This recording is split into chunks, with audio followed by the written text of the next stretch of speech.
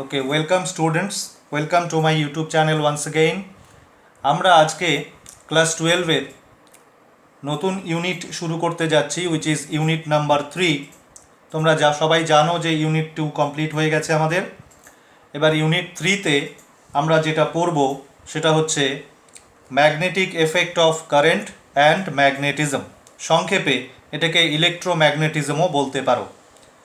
তো এই ইলেকট্রোম্যাগনেটিজম ইউনিটটা অনেকটাই বড়। এখানে অ্যাকচুয়ালি দুটো তিনটে চ্যাপ্টারকে কম্বাইন করে বইগুলোতে দেওয়া আছে। তো আমি ইলেকট্রোম্যাগনেটিজমের যে লেকচারগুলো সেটা ইলেকট্রোম্যাগনেটিজম 1, ইলেকট্রোম্যাগনেটিজম 2 এইভাবে আপলোড করতে থাকবো। ওকে, এবং সঙ্গে সাব টপিক নিশ্চয়ই থাকবে যে কোন টপিকের উপরে কোন ভিডিওতে ডিসকাশন হচ্ছে। যেমন ইলেকট্রোম্যাগনেটিজম 1 হচ্ছে আজকের টপিক, আজকের ভিডিও টাইটেল। ইলেকট্রোম্যাগনেটিজম 1-এ আমরা যেটা ডিসকাস করব সেটা হচ্ছে bio-Savart law and it's applications. ওকে, তো চলো শুরু করা যাক। আচ্ছা, প্রথমত একটু কথা বলে নেই, সেটা হচ্ছে এই যে ইউনিটটা ইলেকট্রোম্যাগনেটিজম এই ইউনিটটা কিন্তু কম্পারেটিভলি অন্যান্য ইউনিটগুলোর তুলনায় একটু জটিল এই জন্য যে এখানে কিন্তু তোমার আগের যে নলেজ ক্লাস 11-এর এবং ক্লাস 12-এ এখন অবধি যা যা পড়েছো সেগুলো কিন্তু এখানে প্রয়োজন হবে। ফলে সেখানে যদি কোনো ঘাটতি থাকে তোমার কিন্তু এখানে একটু বুঝতে অসুবিধা হবে। তো আমি যেটা রেকমেন্ড করব সেটা হচ্ছে যদি কোনো মানে এর আগের নলেজে কোনো ঘাটতি থাকে সেটা তোমরা পূরণ করে নেবে। বিশেষ করে আমি বলবো ভেক্টরের যে রুলসগুলো সেই রুলসগুলো আরেকবার একটু দেখে নেবে। এখানে যেটা প্রয়োজন হবে সেটা হচ্ছে ক্রস প্রোডাক্ট। ভেক্টরের তোমরা জানো যে দু রকমের প্রোডাক্ট হয়, ডট প্রোডাক্ট এবং ক্রস প্রোডাক্ট। তো ক্রস প্রোডাক্টের যে রুল সেটা কিন্তু এখানে আমরা অ্যাপ্লাই করব, বারবার অ্যাপ্লাই করব। অ্যাকচুয়ালি আমরা এখানে ম্যাগনেটিক ফিল্ড নিয়ে ডিসকাস করব।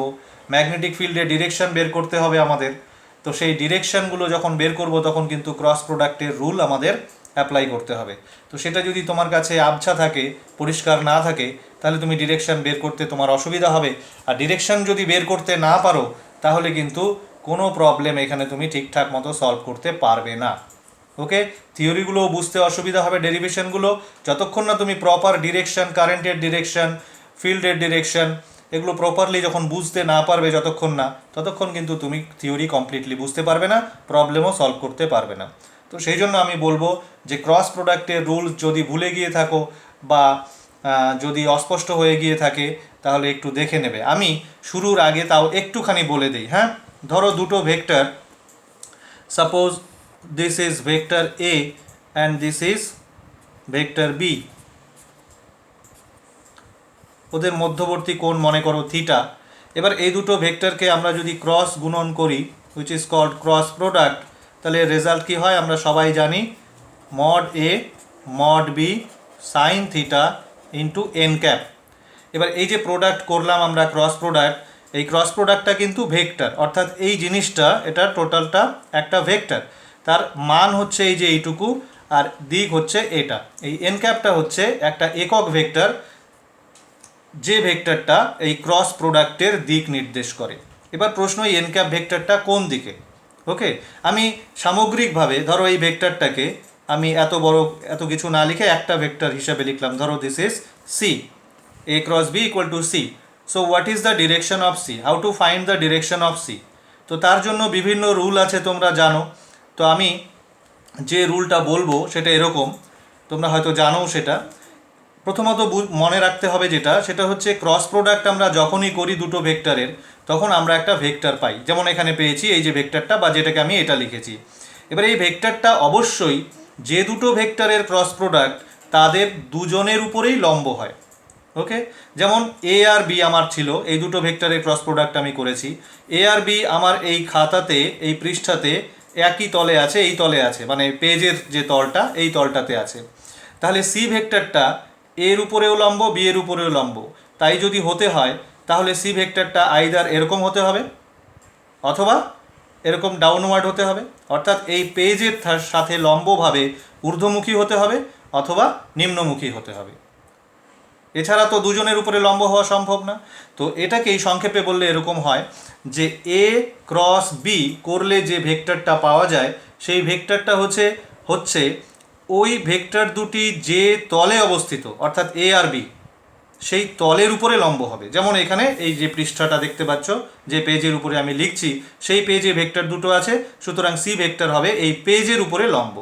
পেজটা হচ্ছে সেই তলটা যে তলে ওই দুটো ভেক্টর আছে, সুতরাং ওই তলের উপরে লম্ব মানে এই দিকে হতে হবে, মানে জেড অক্ষের দিকে। এটা যদি এক্স ওয়াই তল ধরো তাহলে আইদার পজিটিভ জেড অক্ষের দিকে অথবা নেগেটিভ জেড অক্ষের দিকে, কারণ দুটোই কিন্তু এই তলের উপরে লম্ব। এবার প্রশ্ন যে পজিটিভ জেড অক্ষের দিকে হবে না নেগেটিভের দিকে হবে, তার রুল হচ্ছে তুমি এখানে রুলটা হচ্ছে ক্রস প্রোডাক্টের অর্ডার দেখতে হবে। তোমার এ ভেক্টর এটা, বি ভেক্টর এটা, তাহলে তুমি যখন এ ক্রস বি করছো, এই হাত দিয়ে আমরা বের করতে পারি, এটা রাইট হ্যান্ড থাম্ব রুল বলে এটাকে। তো তুমি যে ভেক্টর থেকে যে ভেক্টরের দিকে ক্রস প্রোডাক্ট করছো, দেখো এ থেকে বি এর দিকে করছি, এ আগে আছে বি পরে আছে, তাহলে আমার থাম্ব যেদিকে ডিরেক্ট করবে সেটাই হবে ক্রস প্রোডাক্টের ডিরেকশন। তাহলে আমার সি ভেক্টরটা হচ্ছে অ্যাকচুয়ালি ঊর্ধ্বমুখী, খাতার তলের সাথে অবিলম্বভাবে ওপরের দিকে। এটা যদি বি ক্রস এ করতাম, এই যে বি ক্রস এ মানে কি, আমি কোন দিকে ক্রস প্রোডাক্ট করছি, ক্লকওয়াইজ ডিরেকশানে, অর্থাৎ এরকম। তো সেই ক্ষেত্রে কিন্তু সি ভেক্টরটা হতো খাতার তলের সাথে অবিলম্বভাবে নিচের দিকে, খাড়া নিচের দিকে। বুঝতে পারছো? ওকে, তো এইটুকু রুল আপাতত বললাম। তো এটা কিন্তু আমাদের লাগবে, প্রথম থেকেই লাগবে। তো এই ম্যাগনেটিক ফিল্ড আমি যেমন বললাম একটু আগে যে ম্যাগনেটিক ফিল্ডের ডিরেকশন বের করব আমরা, তো ম্যাগনেটিক ফিল্ডের ডিরেকশন বের করতে গেলে এই রুলটা খুব এসেনশিয়াল। এছাড়া বিভিন্ন জায়গায় ম্যাগনেটিক ফিল্ডের ডিরেকশন বের করতে গেলে আমরা কিছু শর্টকাট রুলও ইউজ করি, সেই রুলগুলোও আমরা পড়ব। তবে এটাই কিন্তু ফান্ডামেন্টাল, এই ফান্ডামেন্টাল রুলটা ভুললে চলবে না। ওকে ওকে, তো চলো এবার মূল টপিকে ফিরে যাই। মূল টপিক আমাদের কি? মূল টপিক হচ্ছে আমাদের ইলেকট্রোম্যাগনেটিজম, এবং আজকের যে আলোচনা সেটা হচ্ছে bio-Savart law and its application. তো তার আগে আমি একটা ঘটনা বলবো, সেই ঘটনাটা বা একটা পরীক্ষা এক্সপেরিমেন্টের কথা বলবো যেটা করেছিলেন ওরস্টেড।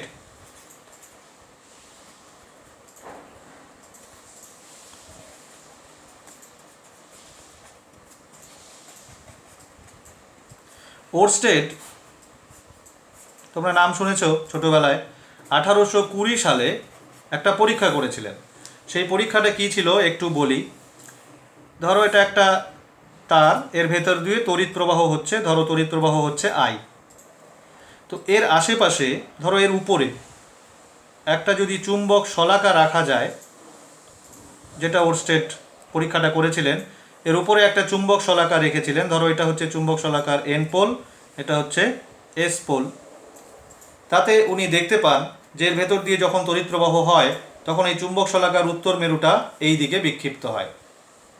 ওকে, যদি শলাকাটাকে নিচে নিয়ে আসা হয়, এই জায়গায় নিয়ে আসা হয়, তখন দেখা যায় এর উত্তর মেরুটা উল্টো দিকে বিক্ষিপ্ত হয়। বুঝতে পারছো বিষয়টা কি? যদি না বোঝো তাহলে এইভাবে বোঝো। ধরো এটা হচ্ছে তড়িৎবাহী তার, কারেন্ট যাচ্ছে, ঠিক এর উপরে আমি চুম্বক শলাকা রেখেছি, মানে সে উপরে বলতে সাথে টাচ করে নয়, মানে এরকম গ্যাপে। এটা ধরো এর উত্তর মেরু, এটা দক্ষিণ মেরু। তো এরকম যদি হয় তাহলে পরে দেখা যায় যে চুম্বক শলাকার উত্তর কারেন্ট যেদিকে ডিরেকশানে যাচ্ছে দেখতে পাচ্ছ, এই ডিরেকশানে যদি কারেন্ট ফ্লো করে তাহলে চুম্বক শলাকার উত্তর মেরুটা এই দিকে বিক্ষিপ্ত হয়। যদি শলাকাটাকে নিচে নিয়ে যাওয়া হয় তারের নিচে, ইন দ্যাট কেস তারটা ধরো উপর দিয়ে গেছে, শলাকাটা নিচ দিয়ে, এক্ষেত্রে এইভাবে আঁকি আমরা, আরও ভালো বুঝতে পারবে। এখানে তারটা কোথায়? নিচে, শলাকাটা কোথায়? উপরে। যদি শলাকাটাকে নিচে নিয়ে যাওয়া হয়, ইন দ্যাট কেস উত্তর মেরুর বিক্ষেপ বিপরীত দিকে হয়, অর্থাৎ এই দিকে হয়। তখন বোঝা গেল? যদি কারেন্টের ডিরেকশন উল্টে দেওয়া হয়, ধরো কারেন্ট এই দিকের পরিবর্তে উল্টো দিকে, ধরো কারেন্ট এই দিকে যাচ্ছে, ইন দ্যাট কেস যে বিক্ষেপ, শলাকার যে উত্তর মেরুর বিক্ষেপ, সেটা উল্টে যায়। অর্থাৎ শলাকাটা যদি তারের উপরে থাকে তাহলে উত্তর মেরু যেমন এই দিকে বিক্ষিপ্ত হচ্ছিল যখন কারেন্ট এই দিকে ছিল, কারেন্ট যদি উল্টো দিকে প্রবাহিত হয় তখন শলাকার উত্তর মেরুর বিক্ষেপ উল্টো দিকে হয়, এই দিকে হয়, লেফট সাইডে হবে। বোঝা গেল? কারেন্ট যদি বন্ধ করে দেওয়া হয় তাহলে দেখা যায় বিক্ষেপ আবার হয় না। তো এই পরীক্ষা থেকে ওরস্টেড যেটা সিদ্ধান্তে আসেন সেটা হচ্ছে, তার মানে যখনই কোনো পরিবাহীর ভেতর দিয়ে তড়িৎ প্রবাহ হয় তার আশেপাশে কিছু একটা হয় যার জন্য কোনো একটা চুম্বক মেরু সে বল অনুভব করে।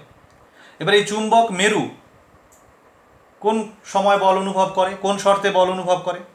একটা চুম্বক মেরুর উপর বল প্রয়োগ করতে পারে আরেকটা চুম্বক, তাই না? কিন্তু এখানে আশেপাশে অন্য কোনো চুম্বক তো ছিল না, শুধু একটা তড়িৎবাহী তার আর একটা চুম্বক শলাকা। তবুও চুম্বকের মেরুগুলো বল অনুভব করছে এবং বিক্ষিপ্ত হচ্ছে।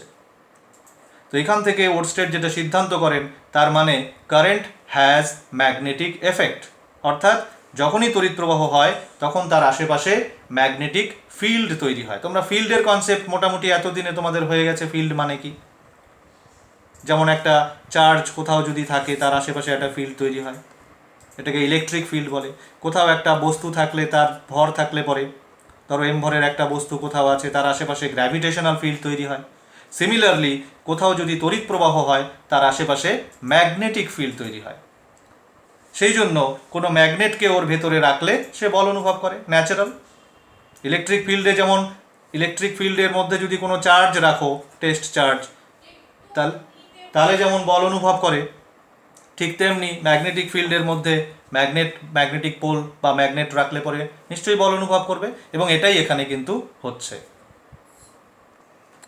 ওকে, দেন তাহলে আমরা ওরস্টেডের পরীক্ষা থেকে কি জানতে পারলাম? আমরা জানতে পারলাম যে current has magnetic effect. whenever there is a current flowing through any conductor, a magnetic field is produced around it. This phenomenon is called magnetic effect of current, যেটা আমরা আজকে পড়তে যাচ্ছি। আমরা কিন্তু আজকের যে আমাদের টপিক, যদিও লিখেছি আমি Biot Savart law and its application, actually আমরা বায়ো-সাভার্ট ল দিয়ে যেটা করব সেটা হচ্ছে ম্যাগনেটিক ফিল্ডের স্ট্রেংথ বের করব। কথা বোঝা গেল? ওকে, তো ম্যাগনেটিক এফেক্ট অফ কারেন্ট মানে কি সেটা আমরা বুঝলাম। এবার আমরা যেটা জানতে চাই সেটা হচ্ছে যে ধরো কোনো একটা তারের ভেতর দিয়ে তড়িৎ প্রবাহ হচ্ছে, তার আশেপাশে কোনো একটা বিন্দুতে চৌম্বক ক্ষেত্র কতটা, মানে আমরা এতক্ষণ যেটা পড়লাম সেটা হচ্ছে কোয়ালিটেটিভ স্টাডি, ম্যাগনেটিক ফিল্ড কিভাবে প্রডিউসড হয় বা ম্যাগনেটিক এফেক্ট অফ কারেন্ট ব্যাপারটা কি সেটা পড়লাম। এবার যেটা করতে চাই সেটা হচ্ছে কোয়ান্টিটেটিভ স্টাডি। কোয়ান্টিটেটিভ মানে আমরা ধরো ম্যাগনেটিক ফিল্ড, এখানে ধরো ওয়্যারটা আছে, ওয়্যারের মধ্যে তড়িৎ প্রবাহ কত হচ্ছে সেটা আমরা জানি। এখান থেকে ধরো আর ডিস্টেন্স দূরে একটা পয়েন্ট আছে, ধরো এখানে কোনো ম্যাগনেট রাখা আছে বা কোনো ম্যাগনেটিক নিডল আছে বা কোনো বার ম্যাগনেট আছে, তো তার উপরে কত বল প্রযুক্ত হবে।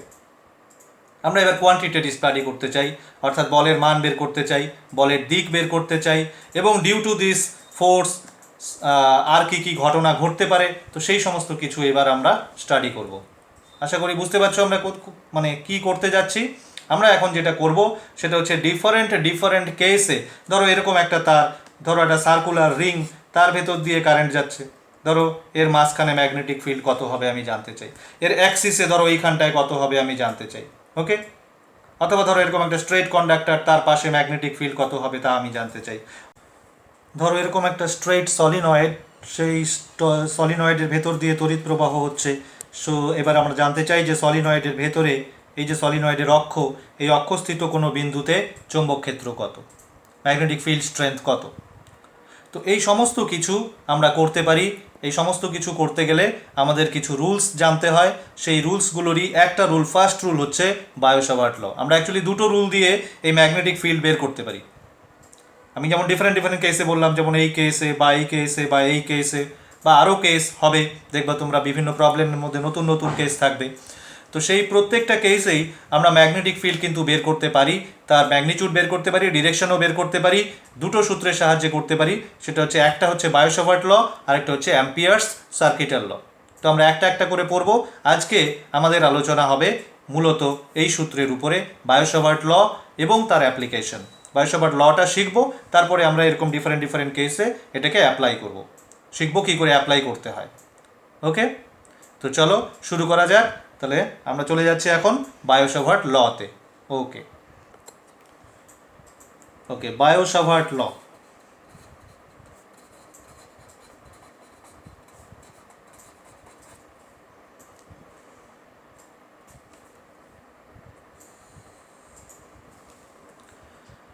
এই লটা কি? এই লটা হচ্ছে magnetic field due to current বের করার জন্য একটা ল বা সূত্র। বিষয়টা এরকম, ধরো এরকম একটা তার আছে মনে করো, এর ভেতর দিয়ে মনে করো তড়িৎ প্রবাহ হচ্ছে আই এই ডিরেকশনে, ধরো এটা শূন্য মাধ্যমে বা বায়ু মাধ্যমে আছে। এবার এর একটা ক্ষুদ্র অংশ আমি নিলাম, suppose this is the part which is, এই ক্ষুদ্র অংশটার দৈর্ঘ্য মনে করো ডিএল। ডিএল থেকে আর দূরত্বে একটা পয়েন্ট আছে পি। ধরো আমি এই পি পয়েন্টে ম্যাগনেটিক ফিল্ড জানতে চাই, চৌম্বক ক্ষেত্র কত সেটা জানতে চাই। তো বায়ো-সাভার্ট পরীক্ষামূলকভাবে একটা সূত্র তৈরি করেছেন, যে সূত্র থেকে এই বিন্দুতে ম্যাগনেটিক ফিল্ড কত সেটা জানা যায়। মূল কথা সূত্রটা এই বিষয়েই যে একটা ডিএল দৈর্ঘ্যের অংশের জন্য, যার ভেতর দিয়ে অবশ্যই তড়িৎ প্রবাহ হচ্ছে, তার পার্শ্ববর্তী কোনো বিন্দুতে চৌম্বক ক্ষেত্র কত। তো চৌম্বক ক্ষেত্রের সিম্বল হচ্ছে B.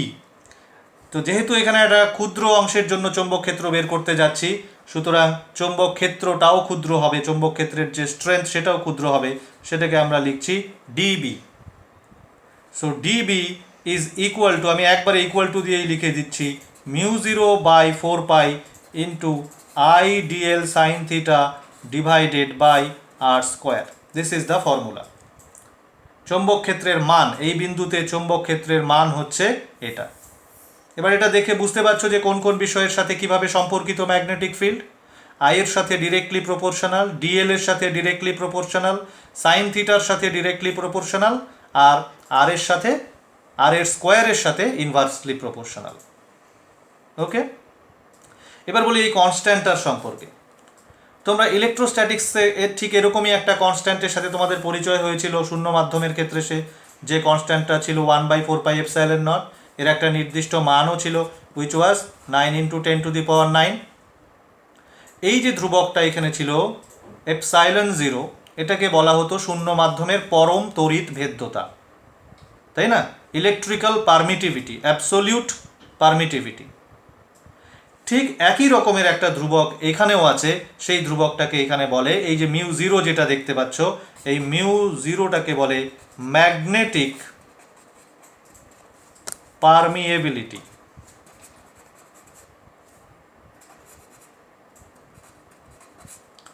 Magnetic permeability of free space. এটারও নির্দিষ্ট মান আছে, এটার মান হচ্ছে 4π × 10⁻⁻7 SI ইউনিট। ওকে, ইউনিট কি হবে সেটা যখন সবার ইউনিট এখানে জানা হয়ে যাবে তখন নিশ্চয়ই বের করা যাবে। আপাতত আমি SI ইউনিট লিখে রাখলাম। ওকে, তো তার মানে ডিএল দৈর্ঘ্যের একটা অংশ কোনো পরিবাহীর, যার ভেতর দিয়ে তড়িৎ প্রবাহ মাত্রা হচ্ছে আই, তো তার থেকে তার পার্শ্ববর্তী কোনো বিন্দু আর দূরত্বে সেখানে চৌম্বক ক্ষেত্র কত, এটা হচ্ছে সূত্র। আচ্ছা, এখানে একটা জিনিস মেনশন করা এখনো হয়নি। এই যে সাইন থিটা দেখতে পাচ্ছ, এই সাইন থিটার থিটাটা কোথায়, থিটাটা কোন কোন? এটা হচ্ছে ডিএল দৈর্ঘ্যে যে দিকে তড়িৎ প্রবাহ হচ্ছে, কোন দিকে হচ্ছে? ডিএলটা তো আমরা, আমাদের এই কন্ডাক্টরটা কি কার্ভ শেপের আছে, তো আমাকে এখানে যেদিকে তড়িৎ প্রবাহ হচ্ছে সেটা বুঝতে গেলে এই বিন্দুতে স্পর্শক আঁকতে হবে। এই যে আমরা ক্ষুদ্র দৈর্ঘ্যটা নিয়েছি, এই দৈর্ঘ্যের মধ্যে কোন দিকে তড়িৎ প্রবাহ হচ্ছে যদি তোমাকে জিজ্ঞাসা করা হয়, তাহলে এই বিন্দুতে একটা স্পর্শক এঁকে দাও তড়িৎ প্রবাহের অভিমুখে। তড়িৎ প্রবাহ যেহেতু এইদিকে হচ্ছে, তাহলে স্পর্শকটা এইদিকে আঁকতে হবে। তড়িৎ প্রবাহ এইদিকে হলে স্পর্শকটা এইদিকে আঁকতাম। তো সেই স্পর্শক আর এই যে ডিএল এবং বিন্দু, যে বিন্দুতে চৌম্বক ক্ষেত্র বের করব, এদের সংযোজী যে রেখা, এদের মধ্যবর্তী কোণ হচ্ছে থিটা। তো চৌম্বক ক্ষেত্রটা কিন্তু এই থিটার সাথেও ডিরেক্টলি প্রপোর্শনাল। ইনফ্যাক্ট সাইন থিটার সাথে ডিরেক্টলি প্রপোর্শনাল। থিটা আর সাইন থিটা আবার একটা আরেকটার সঙ্গে ডিরেক্টলি প্রপোর্শনাল, তো তুমি থিটার সাথেও ওই জন্য বলতে পারো যে ডিরেক্টলি প্রপোর্শনাল। ওকে, এই সাইন থিটার মান যত বাড়বে ডিবি এই বিন্দুতে কিন্তু তত বাড়বে। তাহলে কয়টা কোয়ান্টিটির উপরে ডিপেন্ডেন্ট? এটা হচ্ছে মিডিয়ামের ক্যারেক্টারিস্টিক, তাই না? এটা শূন্য মাধ্যমের চৌম্বক ভেদ্যতা বললাম। অন্য মাধ্যম যদি হয় তাহলে কি হবে, এখানে মিউ হবে। ওই মাধ্যমের যেটা মিউ সেটা বসবে। ওকে, আই এর উপরে ডিপেন্ডেন্ট, ডিএল এর উপরে ডিপেন্ডেন্ট, সাইন থিটার উপরে ডিপেন্ডেন্ট, আর এর উপরে ডিপেন্ডেন্ট।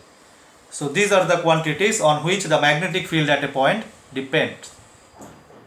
ওকে, এবার প্রশ্ন, মান তো জানলাম যে এটা হচ্ছে এই বিন্দুতে ম্যাগনেটিক ফিল্ডের মান। আচ্ছা, ম্যাগনেটিক ফিল্ডের মান বলতে এখানে কি বুঝবো? এখানে বুঝবো সেটা হচ্ছে, যেমন তড়িৎ ক্ষেত্রের মান কোনো বিন্দুতে যদি ই হয়, আমরা কি বুঝি? আমরা বুঝি ওইখানে একটা একক ধনাত্মক আধান রাখলে ই পরিমাণ বল অনুভব করবে। তাহলে এটার মিনিং কি? এটার মিনিং হচ্ছে এই বিন্দুতে আমরা যদি একক শক্তির একটা উত্তর মেরু রাখি, একক শক্তির উত্তর মেরু হুইচ ইজ কমপ্লিটলি ইমাজিনারি। এই জায়গাটা একটু বুঝবে আমি কি বলতে চাচ্ছি। যেমন আমরা তড়িৎ ক্ষেত্রের ক্ষেত্রে বলতে পারি যে একটা একক ধনাত্মক আধান, 1 কুলম্ব আধান বা 1 ইএসইউ আধান রাখলে যে বল অনুভব করে সেটাই ওই বিন্দুর প্রাবল্য। তো এখানেও কিন্তু প্রাবল্যের সংজ্ঞায় পার্থক্য কিছু নেই, সেম। তাহলে একক শক্তির উত্তর মেরু রাখলে যে বল অনুভব করবে সেটাই এই বিন্দুর চৌম্বক ক্ষেত্রের প্রাবল্য বা চৌম্বক ক্ষেত্র সংক্ষেপে।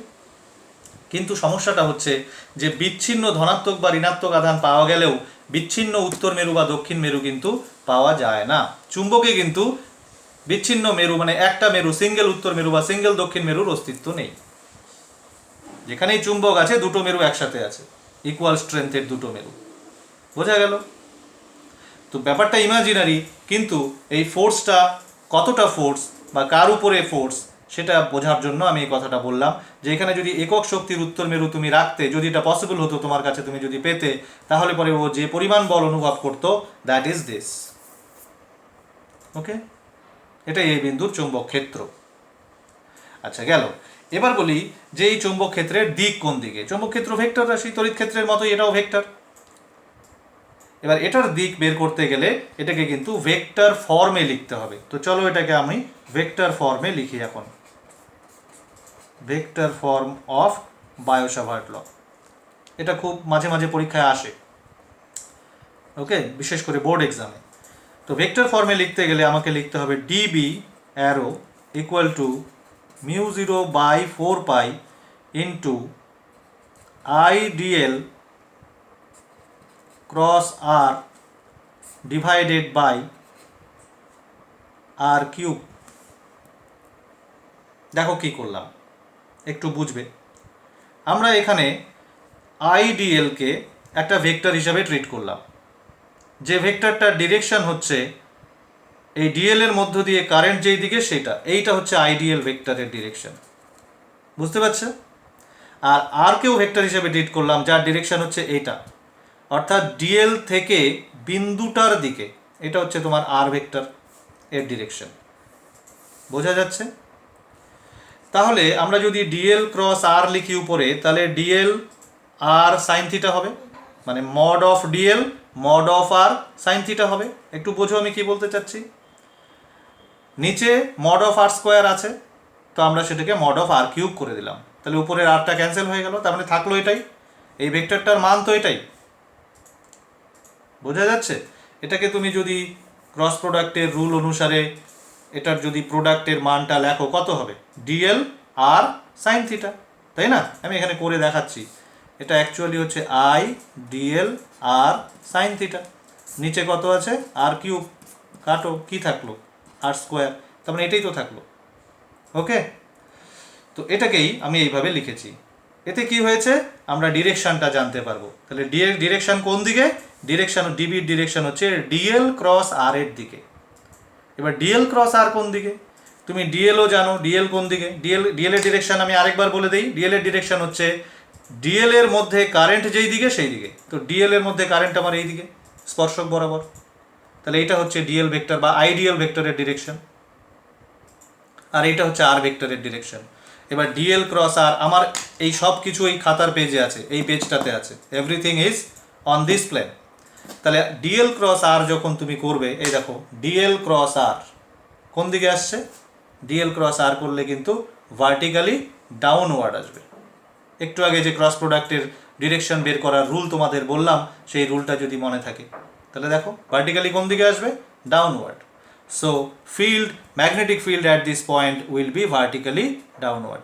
এরকম ফিল্ডকে আমরা এই সিম্বল দিয়ে এক্সপ্রেস করি, ক্রস। অ্যাকচুয়ালি এই চ্যাপ্টারে বা পরের চ্যাপ্টারে দেখবে ম্যাগনেটিক ফিল্ড বিভিন্ন জায়গায় ড্র করতে হবে, ম্যাগনেটিক ফিল্ডের ডিরেকশন মেনশন করতে হবে। তো তখন আমরা একটা প্রসেস ফলো করি, একটা শর্টকাট প্রসেস হচ্ছে যে ধরো এইখানে একটা ম্যাগনেটিক ফিল্ড আছে, এই ম্যাগনেটিক ফিল্ডটা ধরো খাতার তলের সাথে অবিলম্বভাবে নিচের দিকে, মানে নেগেটিভ জেড অক্ষের দিকে। তো সেটাকে আমরা এইভাবে ড্র করি, বুঝতে পারছো? এই যে এটার মানে হচ্ছে ফিল্ড কোন দিকে, এটার মানে হচ্ছে ফিল্ড ভার্টিক্যালি ডাউনওয়ার্ড। আবার ধরো কোনো একটা জায়গায় ম্যাগনেটিক ফিল্ড ভার্টিক্যালি আপওয়ার্ড আছে, তখন আমরা এরকমভাবে দেখাই, এরকম।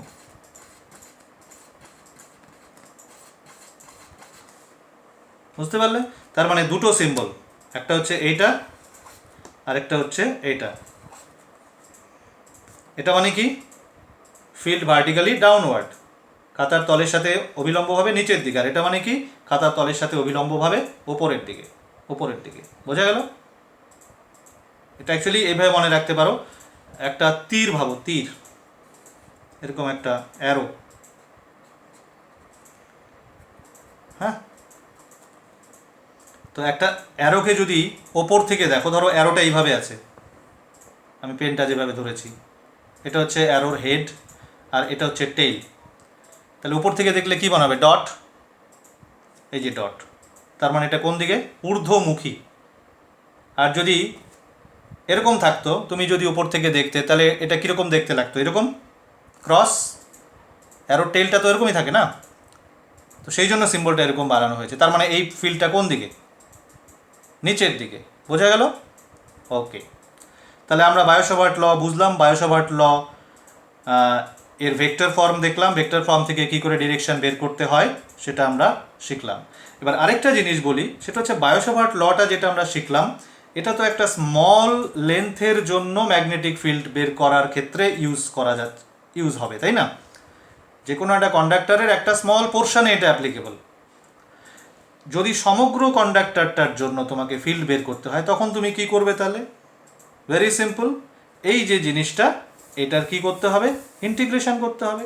তাহলে তুমি যদি বি বের করতে চাও কোনো জায়গায়, এখানেই লিখি কেমন, বি ইকুয়াল টু কী হবে তাহলে? Integration of DB. এবার লিমিট কী দিবে সেটা সিচুয়েশনের উপরে ডিপেন্ড করবে। ওকে, অর্থাৎ তোমার কন্ডাক্টরটার কী শেপ আছে, তার লেন্থ কতটা আছে, সে সার্কুলার নাকি সেমি সার্কুলার নাকি সলিনয়েড নাকি, যাই হোক, তার উপরে ডিপেন্ড করবে যে লিমিট কী হবে ইন্টিগ্রেশনের। লিমিটটা হচ্ছে সিচুয়েশন ডিপেন্ডেন্ট। তাহলে আলটিমেটলি আমাকে যেটা করতে হবে, এই ফিল্ডগুলোর ইন্টিগ্রেশন করতে হবে। তো ফিল্ড আবার ভেক্টর কোয়ান্টিটি, সেই জন্য ইন্টিগ্রেশন করার সময় কিন্তু ডিরেকশন দেখে করতে হবে। ওকে, চলো আমরা ল শিখে গেলাম। এবার আমরা এখান থেকে চলে যাব হচ্ছে, আচ্ছা আরেকটা কথা বলি, সেটা হচ্ছে এই যে ডিবি ম্যাগনেটিক ফিল্ড, ম্যাগনেটিক ফিল্ডের সাথে আমাদের আজকেই প্রথম ইন্ট্রোডাকশন হলো, তো এটার ইউনিটটাও জানা দরকার। ওকে, ইউনিট অফ বি, কী কী ইউনিট বললাম? একটা হচ্ছে টেসলা, এটা হচ্ছে এসআই, আরেকটা হচ্ছে গাউস, এটা হচ্ছে CGS. The relation is 1 tesla is equal to 10⁴ gauss. শুধু রিলেশনটা মনে রাখবে। এবার টেসলা ইউনিটটা আসলে কি, মানে এটাকে স্প্লিট করলে বা ভাঙলে কী কী ফান্ডামেন্টাল ইউনিট পাওয়া যাবে এর ভেতরে, কী কী ফান্ডামেন্টাল কোয়ান্টিটি দিয়ে এই টেসলা ইউনিটটা তৈরি, সেটা আমরা আজকের আলোচনায় সেটাকে কি বলবো, মানে অফই রাখলাম। বিকজ নেক্সট ডেতে আমরা যখন আলোচনা করব, আমরা যখন লরেন্স ফোর্স পড়ব, তখন আমরা এই টেসলাটাকে বের করব, অর্থাৎ এটা ব্রেক করলে ভিতরে কী কী আছে সেটা আমরা বের করে নেব। কথা বোঝা গেল? ওকে, কারণ ওখান থেকে অ্যাকচুয়ালি টেসলাটাকে ডিফাইন করা হয়, ওখান থেকেই টেসলার ইউনিটস, ডাইমেনশন সব বের করা হয় লরেন্স ফোর্সের এক্সপ্রেশন থেকে। ওকে, ডান। ওকে, তাহলে মুভ করি আমরা অ্যাপ্লিকেশনস অফ বায়ো-সাভার্ট ল।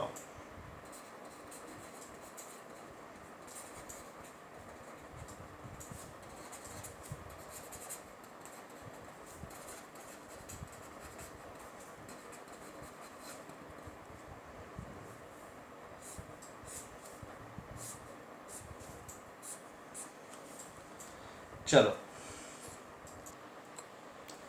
ওকে, আমাদের ফার্স্ট যে অ্যাপ্লিকেশনটা আছে সেই অ্যাপ্লিকেশনটা হচ্ছে number 1, magnetic field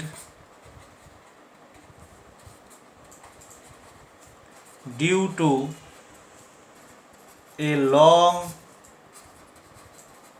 straight current.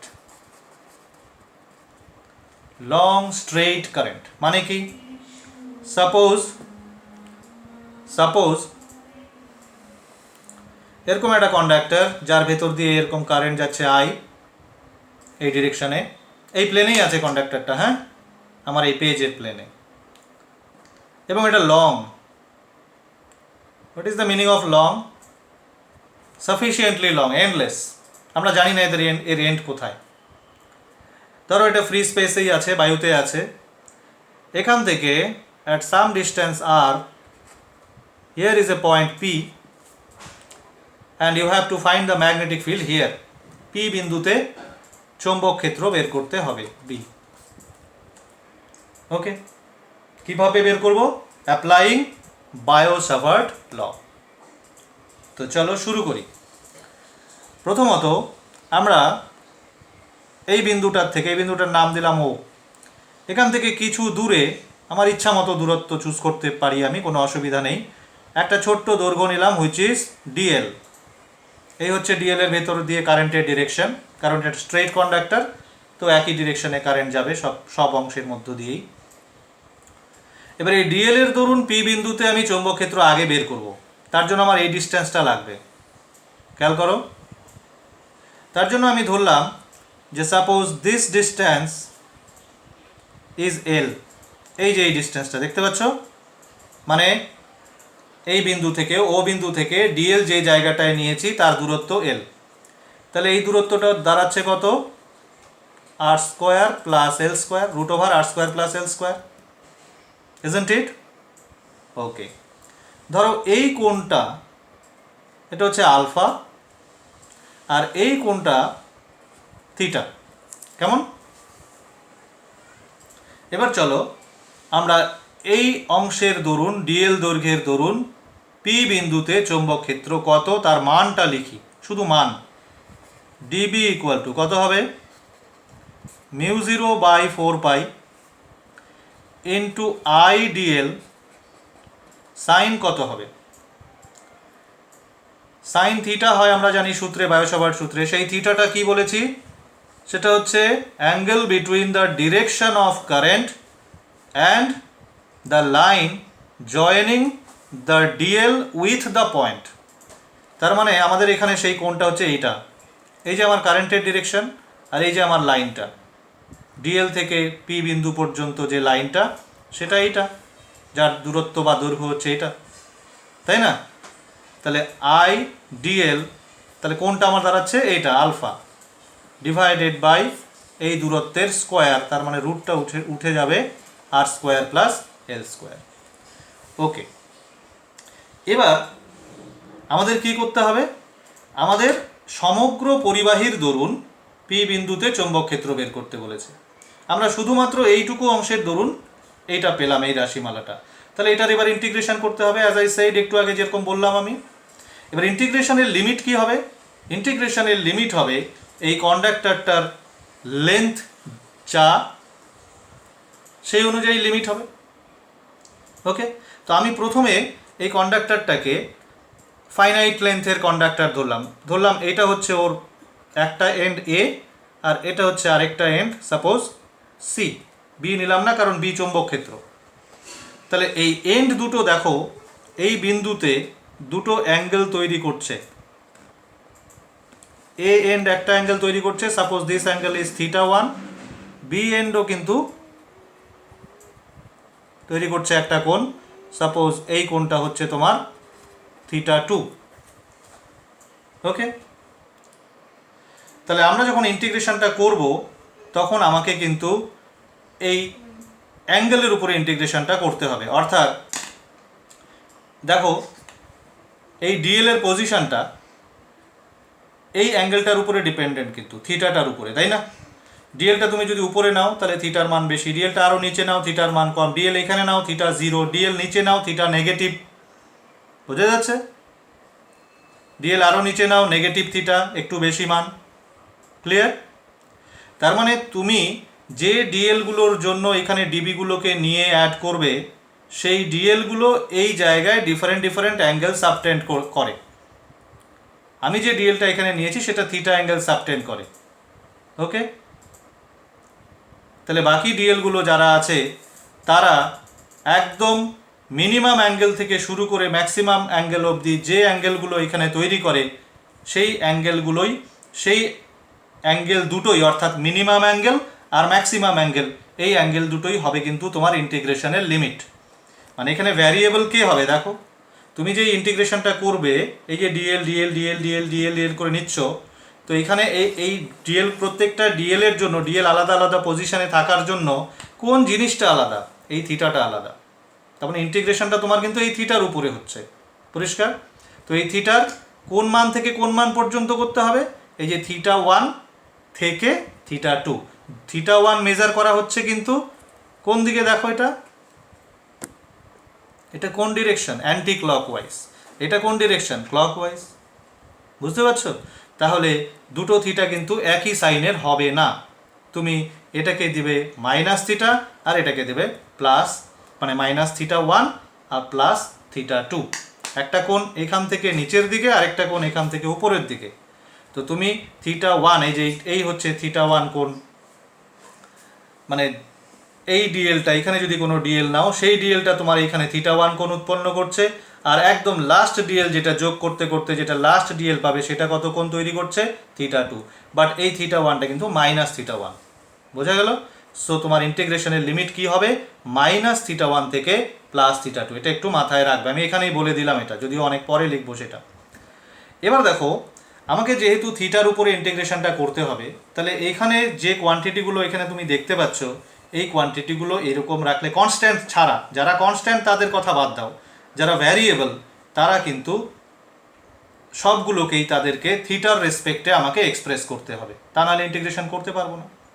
তো এখানে ভ্যারিয়েবল কে কে আছে একটু আইডেন্টিফাই করো।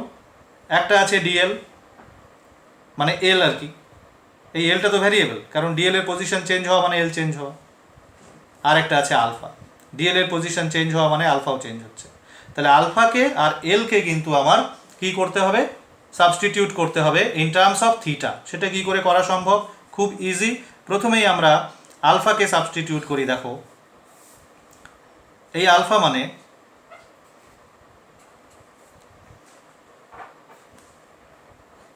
দেখো এটা আলফা, এই ত্রিভুজের এটা বহিস্থ কোণ, ঠিক কিনা? তাহলে অন্তস্থ বিপরীত কোণ দুটির সমষ্টির সমান, দ্যাট ইজ 90 প্লাস থিটা। এই যে therefore theta equal to 90 degree minus, আচ্ছা এটা তো আমার দরকারই নেই, হয়ে গেল। তাহলে alpha equal to 90 plus theta, এটা একটা সাবস্টিটিউশন হবে।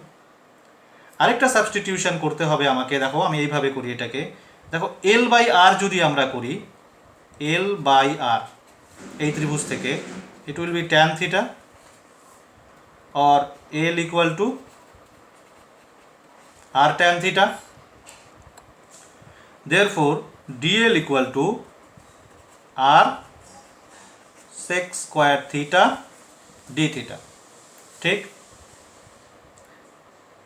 তাহলে আমার এল এরও সাবস্টিটিউশন হয়ে গেল, ডিএল এরও সাবস্টিটিউশন হয়ে গেল, সবই হয়ে গেছে, কোনো অসুবিধা নেই। এবার চলো আমরা এখানে সাবস্টিটিউশনটা করে নিই। Therefore DB will be mu 0/4 পাই। আচ্ছা, এই পার্টটাকে আমি আলাদা করে এখানে লিখে রাখি, এটা হচ্ছে সাবস্টিটিউশন, এই পার্টটা। হ্যাঁ, এটা এখানে পুট করব, মিউ 0/4 পাই আই ডিএল মানে কি, R sec square theta D theta. Sine আলফার জায়গায় কত লিখব, সাইন 90 প্লাস থিটা, নিচে চলে যাও, R square plus L square, R square plus L স্কোয়ারকে কি লিখব, R square plus L equal to দেখো আর ট্যান থিটা আছে না, তাহলে R square tan square theta, isn't it? তাহলে এটা দাঁড়াবে কি মিউ 0/4 পাই। দেখো এবার একটু সিম্পলিফাই করি, এটা sec square theta D theta, এটা হয়ে যাবে কস থিটা, তাই না? তাহলে sec square theta into cos theta, আর উপরে একটা আর থাকবে, তাহলে এটাকে লিখি r sec square theta cos theta, সঙ্গে আই থাকবে অবশ্যই, আর নিচে থাকবে আর স্কোয়ার কমন নাও, 1 প্লাস ট্যান স্কোয়ার থিটা মানে sec square theta, so r square sec square theta. আশা করি বুঝতে পেরেছ। এবার সেক স্কোয়ার থিটা ক্যান্সেল করে দাও, আর একটা ক্যান্সেল করে দাও, তাহলে আমাদের যেটা থাকলো এটাকে এই পেজে নিয়ে আসি। কি থাকলো আমাদের? DB equal to mu 0/4 pi I by R cos theta D theta, তাই থাকলো না? দেখো একটু, আবার আসলাম আগের পেজে, এই যে mu 0/4 pi I by R cos theta, এখানে একটা ডি থিটা ছিল, এটা এখানে কিন্তু থাকবে, লেখা হয়নি, পরিষ্কার? তাহলে কি করলাম আমরা ডিবির এক্সপ্রেশন লিখলাম। এবার ডিবির এক্সপ্রেশনে ডিএল বা এল আর আলফাকে সাবস্টিটিউট করে দিলাম থিটা দিয়ে। তো তার জন্য যে প্রয়োজনীয় যে সাবস্টিটিউশনটা সেটা এখানে করা আছে, এটাকে জাস্ট এখানে বসালাম, বসিয়ে আমাদের যে রাশিমালাটা, ডিবির যে রাশিমালাটা, সেটা আমাদের এইরকম দাঁড়ালো, mu 0/4 pi I by R cos theta D theta. এবার আমরা বি বের করতে চাই। কি বলছি আমি? বি এর ইন্টিগ্রেশন করতে হবে, কোথায় থেকে কোথা পর্যন্ত? -θ1 থেকে +θ2, so mu 0/4 pi into I by R cos theta D theta, mu 0/4 pi into I by R cos থিটার ইন্টিগ্রেশন হচ্ছে সাইন থিটা, তার লিমিট বসবে -θ1 to θ2, so mu 0/4 pi into I by r into sine θ1 plus sine θ2। একবারে করলাম, একটু বুঝে নিও। Sine θ2 minus sine of -θ1, sine of -θ মানে মাইনাস সাইন থিটা, তাই জন্য মাঝখানের যে মাইনাসটা ছিল সেটা প্লাস হয়ে যাবে। তাহলে আলটিমেটলি কি হচ্ছে? Sine θ1 plus sine θ2। তাহলে আমরা বি এর ফর্মুলা পেয়ে গেলাম, এটাকে আবার লিখি, mu 0/4 pi I by r into sine θ1 plus sine θ2। কিন্তু একটা জিনিস মনে রাখো, আমরা যেই ফর্মুলাটা করলাম, এই ফর্মুলাটা কিন্তু ফাইনাইট লেন্থের জন্য বেরোলো, তাই না? ওই কন্ডাক্টরের দুই প্রান্ত অবজারভেশন পয়েন্টে দুটো কোণ উৎপন্ন করছে, θ1 অ্যান্ড θ2। ফর ইনফাইনাইট লেন্থ, আমরা তো লং কন্ডাক্টরের জন্য করছিলাম, লং মানে কত লং? ইনফাইনাইট। ইনফাইনাইট লেন্থের জন্য একটু ভাবো কি হবে। এই হচ্ছে তোমার ইনফাইনাইট লেন্থের কন্ডাক্টর, এই যে কারেন্ট যাচ্ছে আই, এই যে তোমার অবজারভেশন পয়েন্ট পি, তো তোমার এইটা ছিল θ2 আর এইটা ছিল তোমার θ1, তাই ছিল তো? আমরা যখন ইন্টিগ্রেশনের লিমিট বসিয়েছি তখন এটা মাইনাস বসিয়েছিলাম, কেন? কারণ এই কোণটা হচ্ছে এই লাইনের রেসপেক্টে, এই কোণটা নিচের দিকে আর এটা উপরের দিকে, দুটো যদি একই সাইন দিতাম তাহলে ইন্টিগ্রেশন প্রসেস এই পয়েন্ট দুটোকে আইডেন্টিফাই করতে পারতো না, তাই না? ধরো এই কোণটা 30 ডিগ্রি আর এই কোণটা মনে করো 60 ডিগ্রি, ফর এক্সাম্পল। আমি যদি 30 টু 60 দিতাম -30 না দিয়ে, তাহলে ইন্টিগ্রেশন প্রসেস কি বুঝতো বলো তো? এই যে 30 এখানে হচ্ছে, ও এখান থেকে এইটুকু পর্যন্ত ইন্টিগ্রেট করে দিত, বাকিটা বাকি পড়ে থাকতো। বুঝতে পেরেছো প্রবলেমটা কোথায়? অর্থাৎ এই কোণটা, এটা যে এই লাইনের রেসপেক্টে নিচের দিকে, সেটা আমি এই ইন্টিগ্রেশন প্রসেসকে কি করে বোঝাবো? ম্যাথমেটিক্যাল ল্যাঙ্গুয়েজটা কি?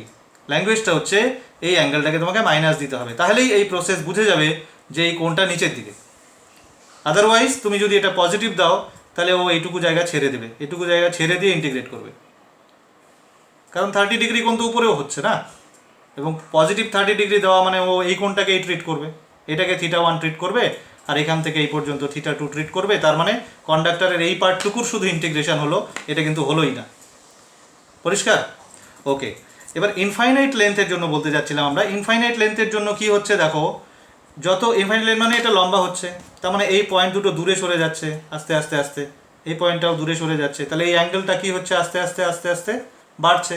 এবার বলো যে এই অ্যাঙ্গেল দুটোর ভ্যালু ইনফাইনাইট লেন্থের জন্য কত ধরবো আমরা, কত ধরা উচিত?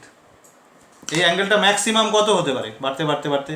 এই পয়েন্টটা যত দূরে যাচ্ছে, এই যে পয়েন্টটা এখানে আছে এখন এরকম আছে, এই পয়েন্টটা যত দূরে যাবে দেখো অ্যাঙ্গেলটা বাড়ছে বাড়ছে বাড়ছে বাড়ছে বাড়ছে বাড়ছে, ম্যাক্সিমাম কত হতে পারে?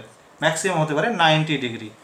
দেয়ারফোর বি ইকুয়াল টু μ0/4π, আগে লিখে নেই, θ1 equal to θ2 both π/2, so the field will be sin π/2 plus sin π/2, that is equal to μ0/4π into 2I/r।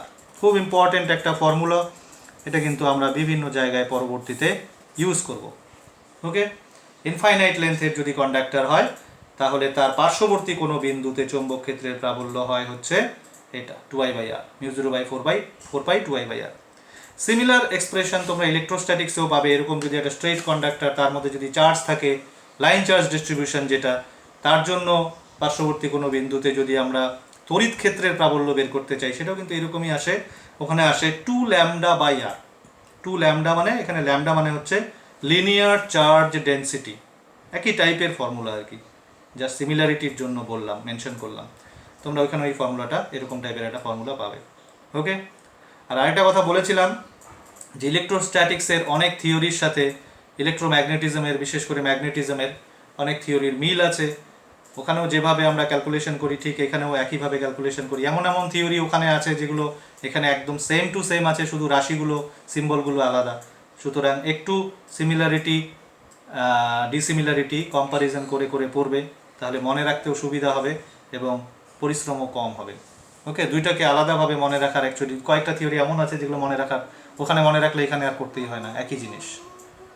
ওকে, তো এটাও কিন্তু অনেকটা তাই, ওই থিওরিটাও প্রায় এরকমই, এইভাবেই ডিরাইভ করা হয়। ওকে, আচ্ছা, তো আমাদের এটা হলো। এবার এটা নিয়ে আরও একটা আলোচনা আছে, সেটাতে যাই। ওকে, তো এবার বলি যে ওই পয়েন্টটা, অর্থাৎ যে পয়েন্টে আমরা ম্যাগনেটিক ফিল্ড বের করছিলাম, ওই পয়েন্টটা যদি কোনো একটা এন্ডের পাশে থাকে, মানে এরকম, এটাকে বলে semi infinitely long, for semi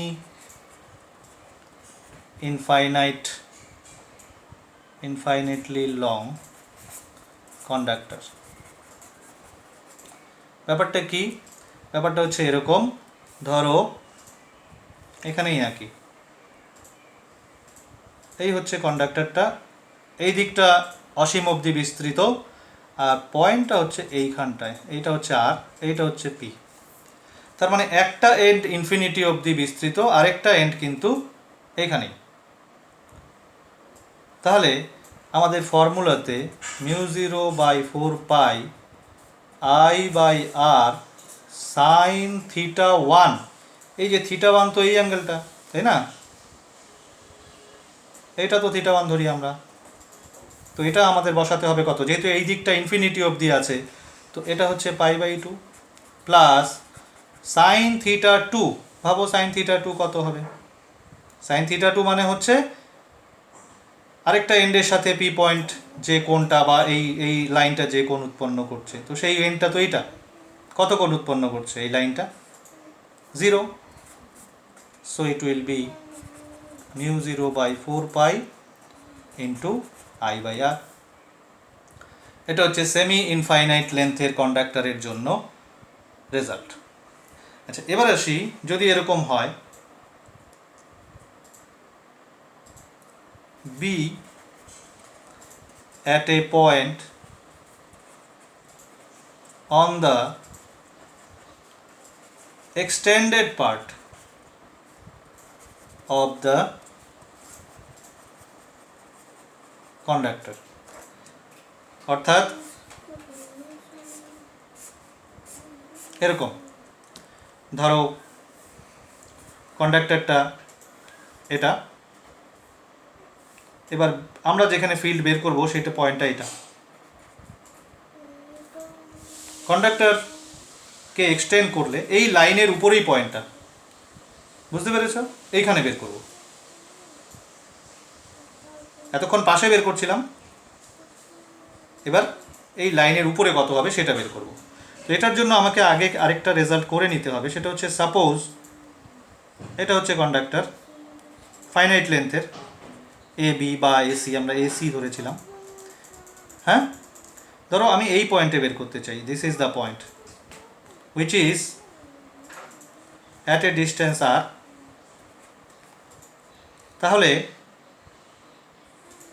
এটা একটা কোণ উৎপন্ন করছে,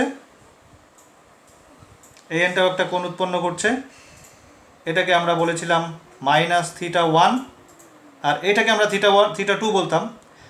এ এন্ড যে কোণ উৎপন্ন করছে সেটা -θ1 ছিল আমাদের, আর বি এন্ড যে কোণটা উৎপন্ন করছে সেটা ছিল +θ2। কিন্তু এই ক্ষেত্রে দেখো এটাও কিন্তু মাইনাস, কারণ দুটোই নিচের দিকে, ঠিক কি না? বি এন্ড বলছি, এটা সি এন্ড। ওকে, তাহলে এই ক্ষেত্রে রেজাল্টে কি মডিফিকেশন আসবে? B equal to μ0/4π I/r sine θ1। θ1 তো আমাদের ওই রেজাল্টেও মাইনাসই ছিল, সুতরাং এখানে কোনো পরিবর্তন আসছে না, প্লাস সাইন অফ -θ2। বোঝা যাচ্ছে? θ2-র জায়গায় -θ2 করে দিলাম, ইকুয়াল টু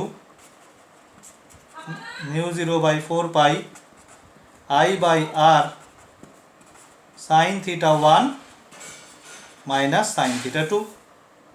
এবার এখানে আসো, এবার এই পয়েন্টটাকে যদি তুমি চাপিয়ে চাপিয়ে চাপিয়ে চাপিয়ে এইখানে নিয়ে আসো, তাহলে বলো θ1 আর θ2-র ভ্যালু কত হবে?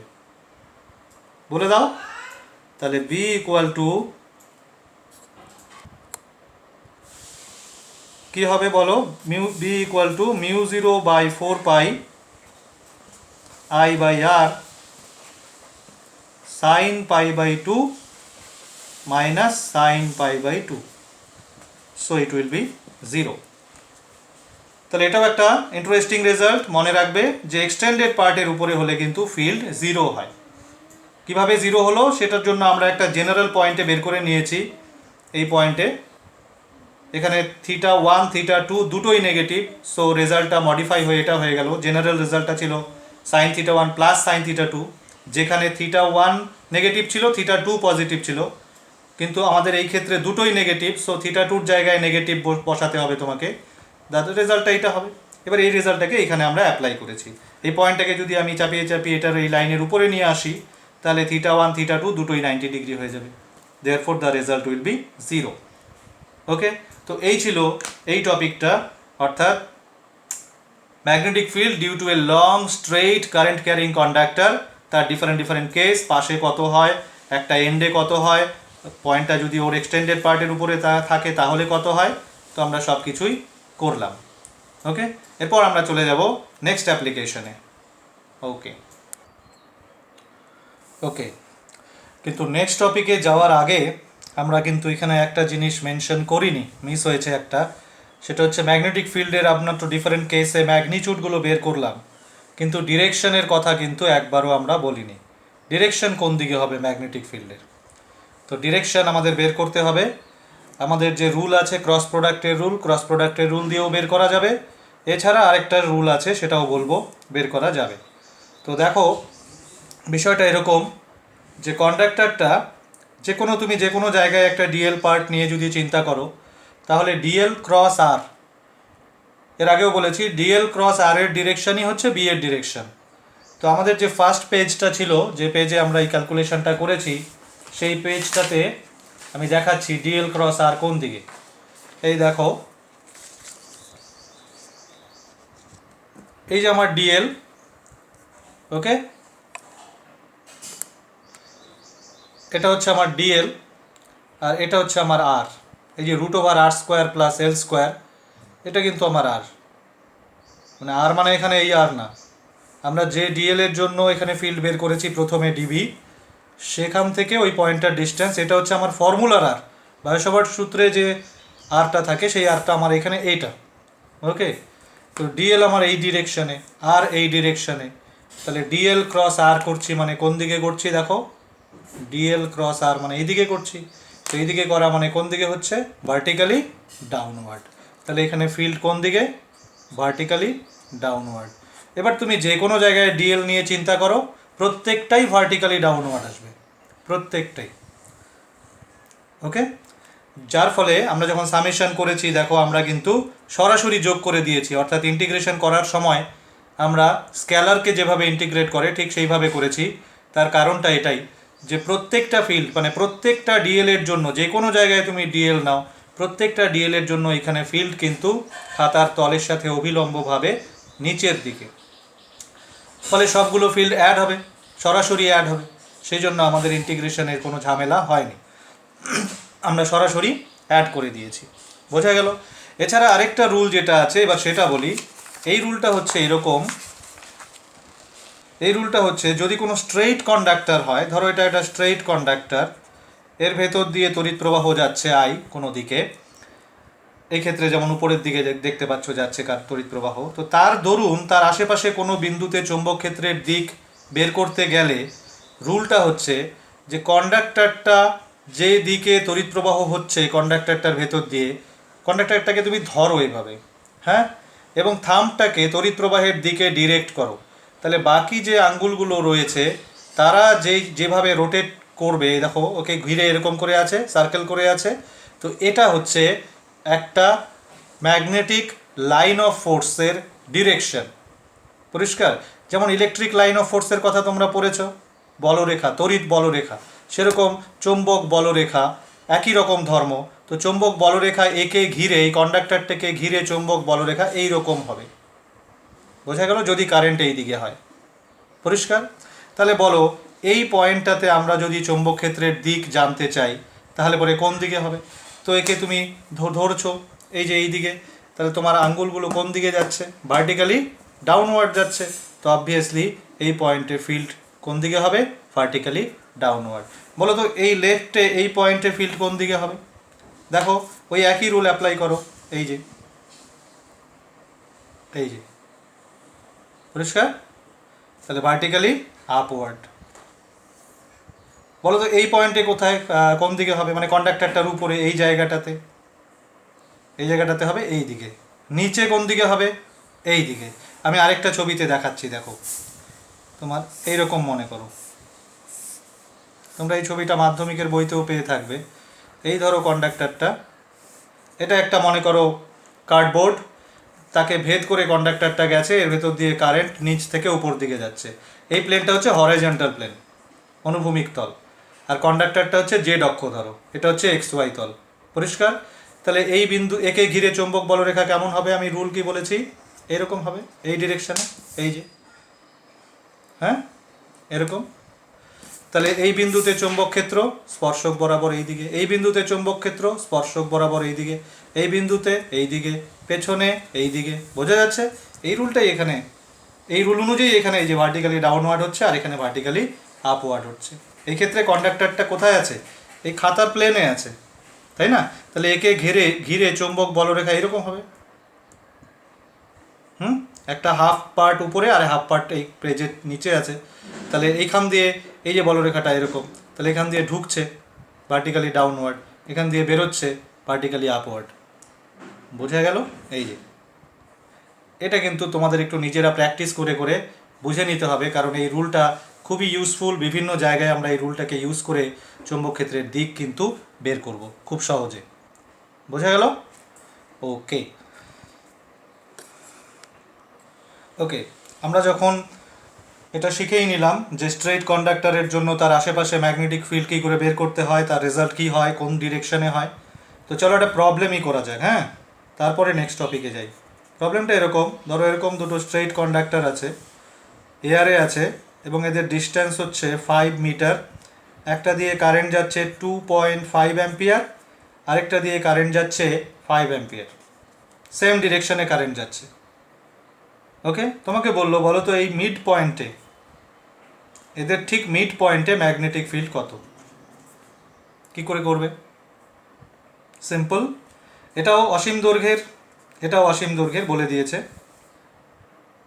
তাহলে এইটার জন্য একটা ফিল্ড হবে, এটার জন্য একটা ফিল্ড হবে, B1 B2 বের করতে হবে। B1 মানে μ0/4 ইন্টু 2I/r, মানে 2 into 2.5 divided by this is also 2.5, that means 2 into μ0 মানে 4 pi into 10⁻⁷, so 2 into 10⁻⁷ tesla. 4 pi cancel হয়ে যাচ্ছে।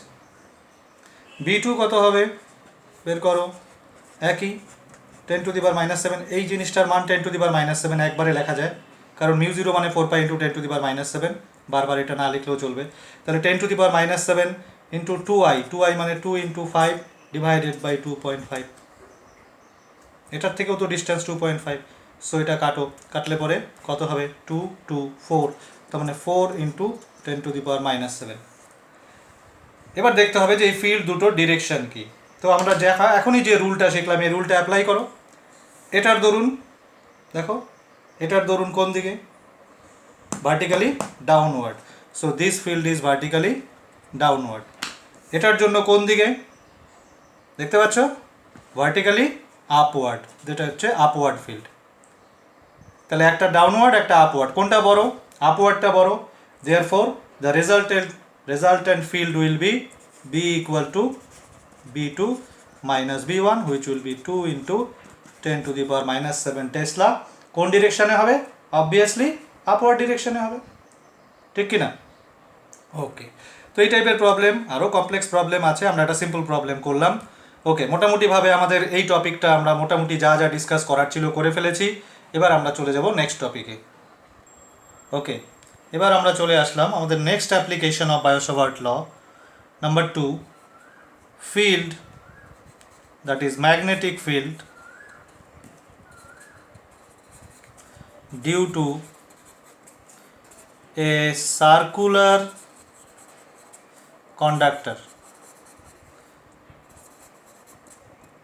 এর আগেরটা ছিল স্ট্রেইট কন্ডাক্টর, তো এটা হচ্ছে সার্কুলার কন্ডাক্টর, অবশ্যই কারেন্ট ক্যারিং কন্ডাক্টর, কারেন্ট না থাকলে তো আর ম্যাগনেটিক ফিল্ড জেনারেট হবে না, সো এটা অবভিয়াস যেটা কারেন্ট ক্যারিং কন্ডাক্টর। ওকে, তো চলো শুরু করি। 1 নাম্বার, এটার আবার দুটো পার্টে করব আমরা, একটা হচ্ছে অ্যাট দ্য সেন্টার। প্রথমে আমরা সেন্টারে ফিল্ড বের করব সার্কুলার লুপের, তারপরে অ্যাক্সিসে বের করব। হ্যাঁ, তো সেন্টারেরটা করে নেই। এখানে ধরো এটা একটা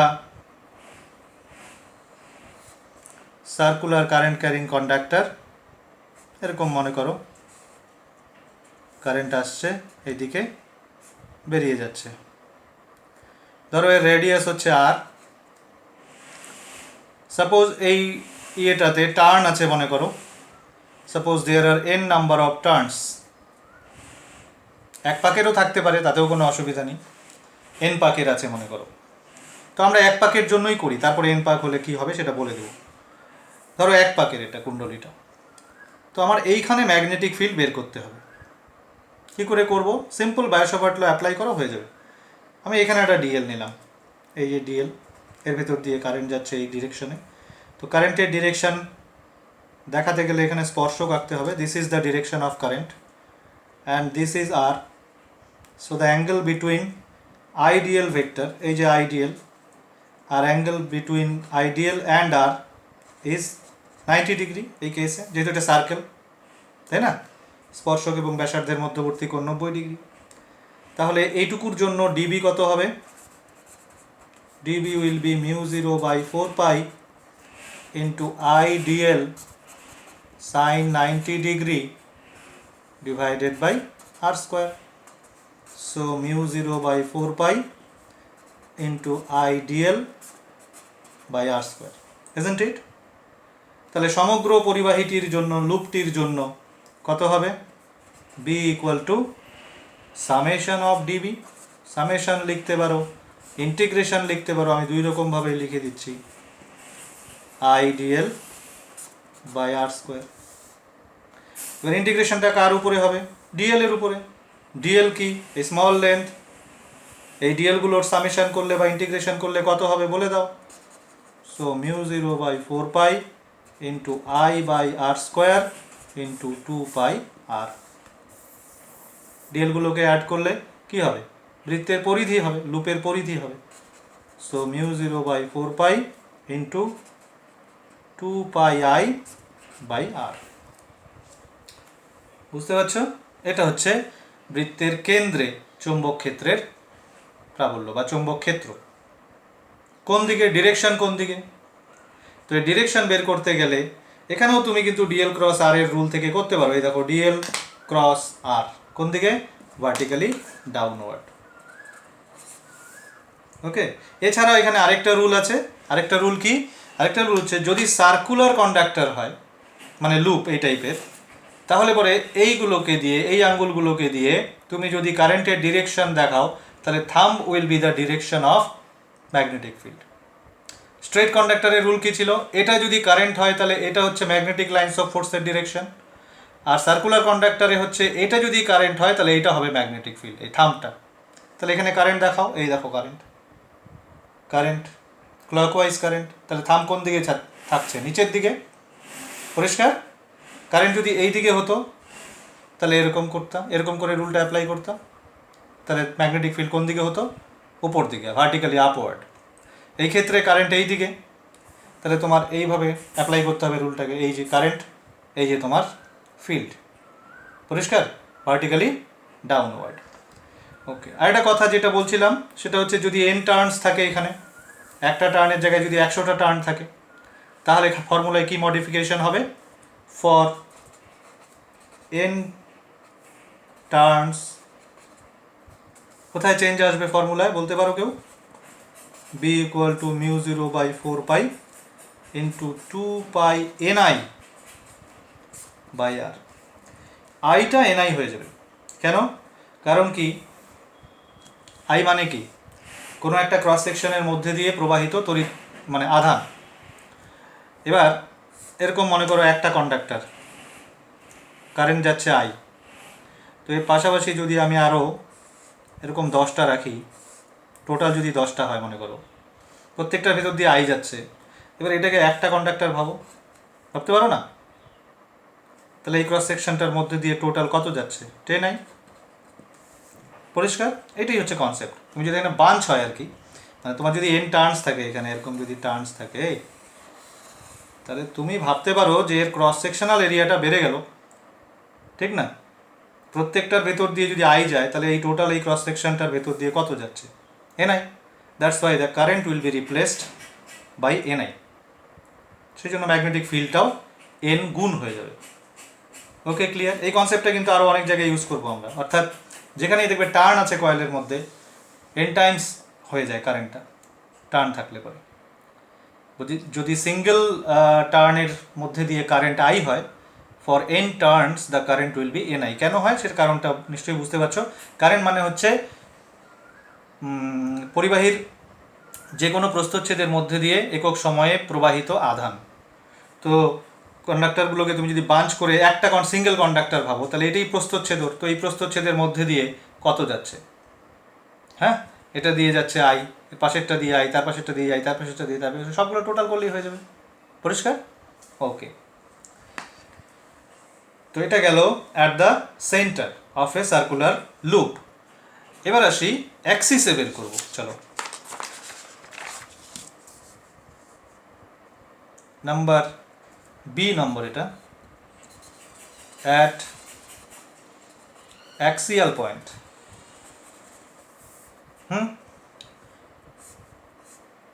ইলেকট্রোস্ট্যাটিক্সেও সেম ক্যালকুলেশন তোমরা হয়তো করেছো। দেখো,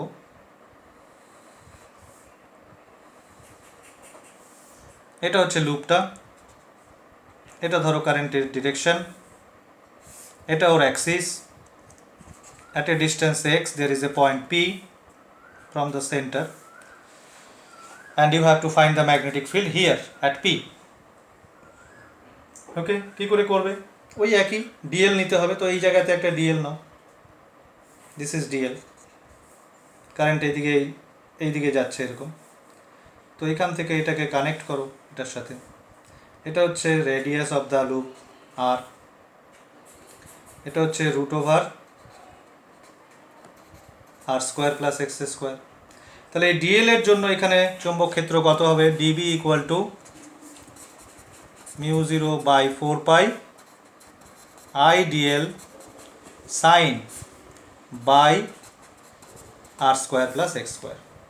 এবার সাইন কত এটা আমি লিখিনি, তার কারণ এটা এখন লিখবো, তার আগে একটু ডিসকাশনের প্রয়োজন আছে। দেখো ডিএল আর এই যে লাইনটা এদের মধ্যবর্তী কোণটা এখানে বসবে, ঠিক কি না? কারণ আমি বারবারই একই কথাই বলছি যে আমাদের বায়ো-সাভার্ট সূত্রের যে থিটা, সেই থিটাটা হচ্ছে কারেন্টের ডিরেকশন আর ওই ডিএল এর সাথে ওই পয়েন্টের সংযোগকারী রেখার মধ্যবর্তী কোণ। এই যে ডিএল, তাই না? এই যে আমার পয়েন্ট, এই যে সংযোগকারী রেখা, তাহলে ডিএল এবং এই লাইন এদের মধ্যবর্তী কোণ যেটা, সেইটা হচ্ছে থিটা। শুধু ডিএল না, ডিএল এর মধ্যে কারেন্টের ডিরেকশন যেটা। তো এইটা কিন্তু এইখান থেকে বোঝা একটু মুশকিল।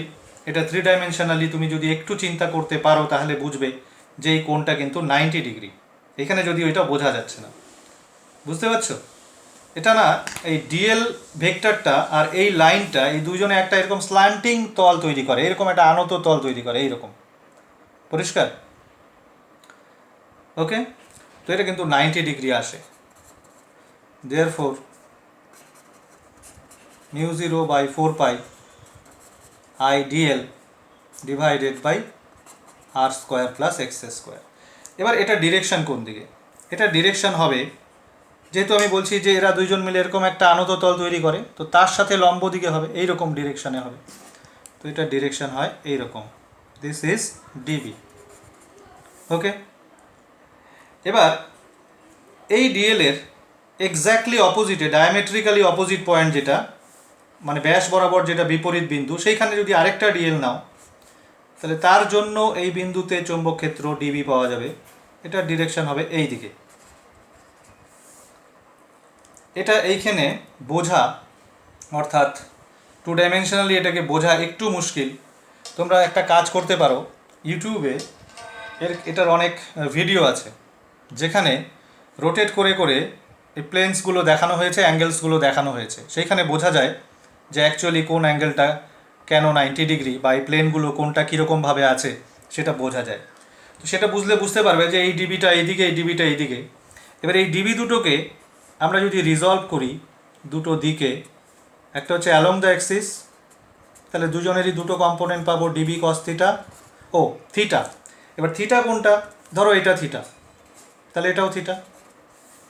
এটা যদি থিটা হয় এটাও থিটা হবে এবং এটাও থিটা হবে। কেন জানো? কারণ এই লাইনটা দেখো, আর ডিবি কিন্তু লম্ব। ডিবি আমি কি বলেছি? ডিবি হচ্ছে একটা ক্রস প্রোডাক্টের রেজাল্ট, কিন্তু এটা কার?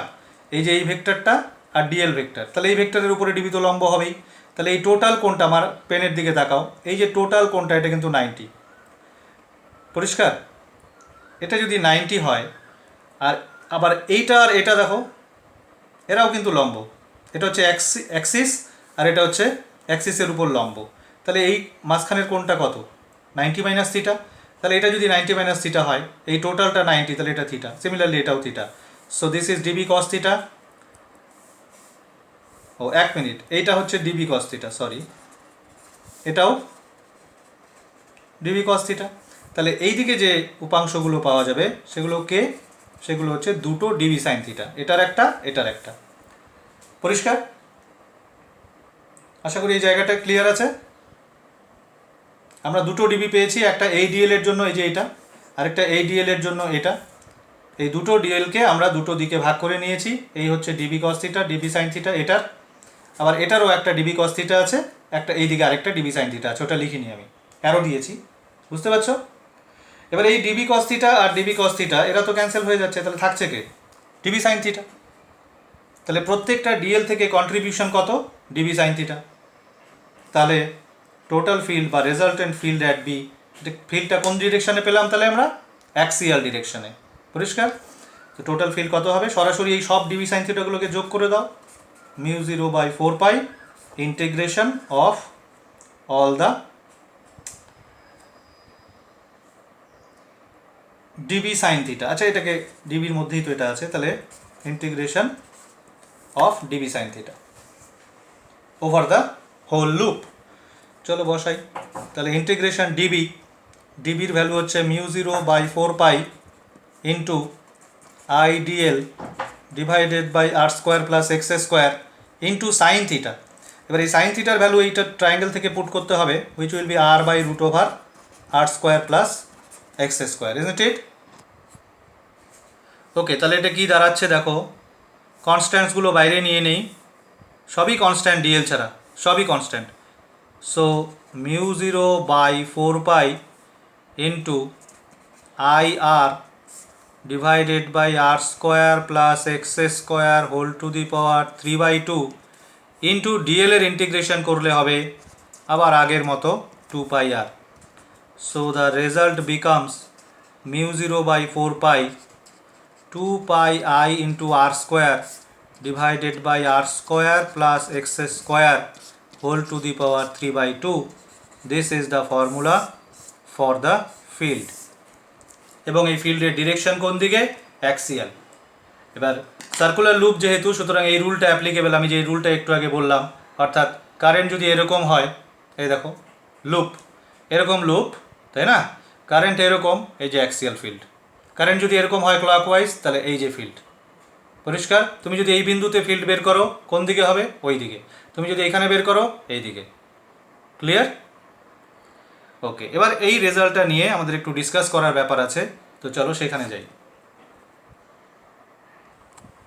ওকে, আমরা যে রেজাল্টটা পেয়েছিলাম সেটা কি, at an axial point the magnetic field is mu 0/4 pi into 2 πi R square divided by R square plus x square whole to the power 3/2। এবার আগের মতোই যদি এন টার্ন থাকে, তাহলে এখানে আই এর জায়গায় এনআই হয়ে যাবে, সেটা আর আমি লিখছি না, সেটা তোমরা জানো। আমি যেটা বলবো সেটা হচ্ছে, এটা থেকে তুমি দেখো সেন্টারের ফিল্ডও বের করতে পারবে। আমরা যেটা সেন্টারেরটা আলাদাভাবে করলাম, এটাকে যদি আমি জেনারেল এক্সপ্রেশন ধরি, কারণ সেন্টার পয়েন্টটাও কিন্তু অ্যাক্সিসের উপরেই, তাই না? সেন্টার কোথায়, এই ধরো লুপটা, এটা ওর অ্যাক্সিস, আমরা এই পয়েন্টে বের করলাম, তো এই পয়েন্টটা, এই যে সেন্টারটাও তো অ্যাক্সিসের উপরেই পয়েন্ট, সুতরাং this formula is also applicable for this point. সেটা কি না অ্যাপ্লিকেবল কিনা দেখো একটু চেক করে। অ্যাট সেন্টার কত হবে, B equal to mu 0/4 pi 2 πi R square divided by এক্সের জায়গায়, এই যে তোমার এক্স ছিল, তাহলে এক্সের জায়গায় কত বসবে, 0, divided by R square to the power 3/2 মানে r cube, so which reduces to 2 πi/r। এটাই ছিল আমাদের সেন্টারের ফর্মুলা।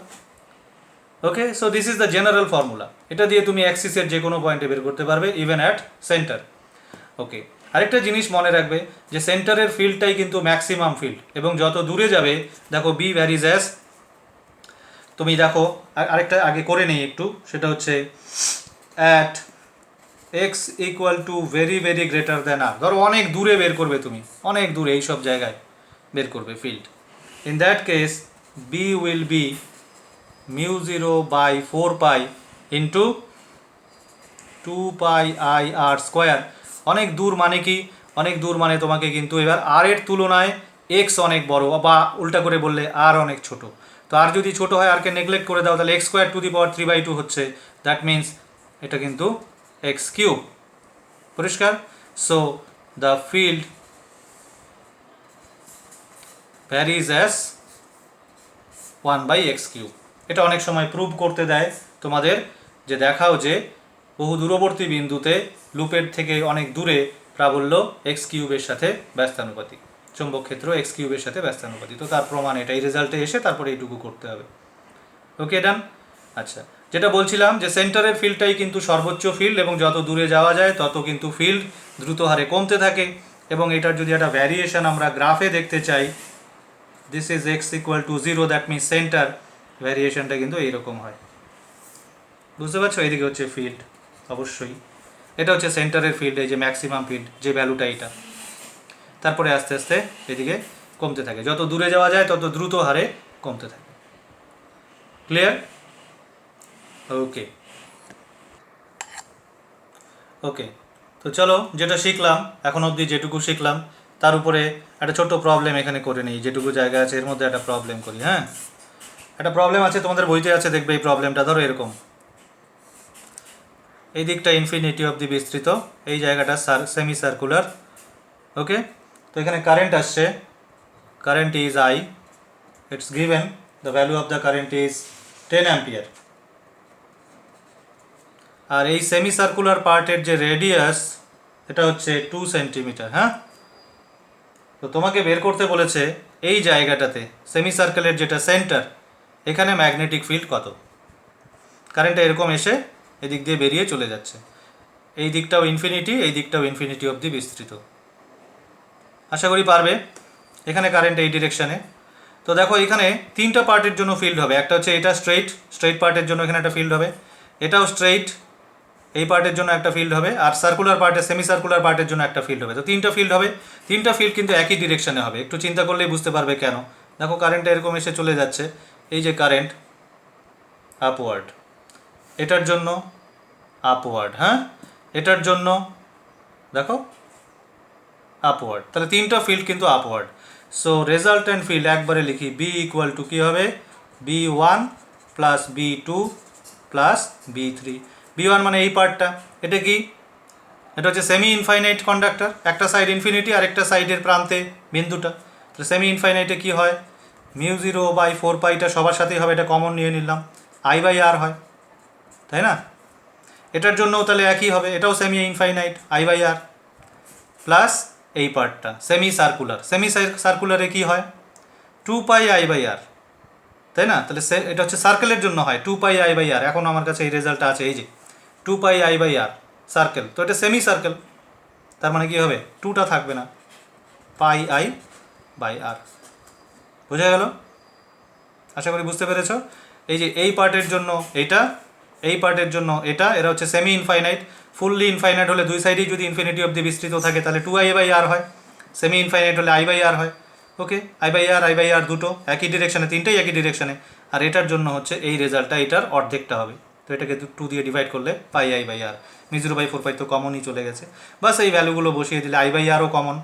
সো আলটিমেটলি তোমার রেজাল্টটা হবে actually μ0/4π into I/R into 2 plus pi, this is the result. বসিয়ে দিলে হয়ে যাবে, আরটাকে মিটারে বসাতে হবে, I 10 অ্যাম্পিয়ার বসাবে, বাস, তারপরে ক্যালকুলেশন।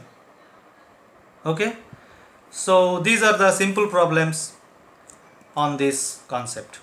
এই টাইপের প্রবলেম তোমাদের দেখবে মাল্টিপল চয়েসে কিন্তু দেয়। হ্যাঁ, ওকে, তো আমাদের last application of Biot Savart law এবার আমরা করতে যাচ্ছি, which is magnetic field due to solenoid. প্রথমে জানতে হবে সলিনয়েড কি। সলিনয়েড হচ্ছে, ধরো একটা হলো সিলিন্ডার, একটা পাইপ ধরো, তার উপরে আমি তামার তার জড়িয়ে দিলাম, তো সেটা একটা সলিনয়েড। এবার সিলিন্ডারটাকে খুলে নিতে পারো, রেখেও দিতে পারো, বা ওর ভেতরে অন্য কোনো ম্যাটেরিয়াল দিয়ে দিতে পারো, সেটাকে সলিনয়েডের মজ্জা বলে। তো যাই হোক, আমরা ধরো একটা হলো মানে সলিনয়েড নিলাম যার ভেতরটা ফাঁকা, অর্থাৎ বায়ু আছে, এরকম একটা সলিনয়েড। তো সেই সলিনয়েডটা আমি এখানে ছবি আঁকছি, দেখো এখানে আঁকি।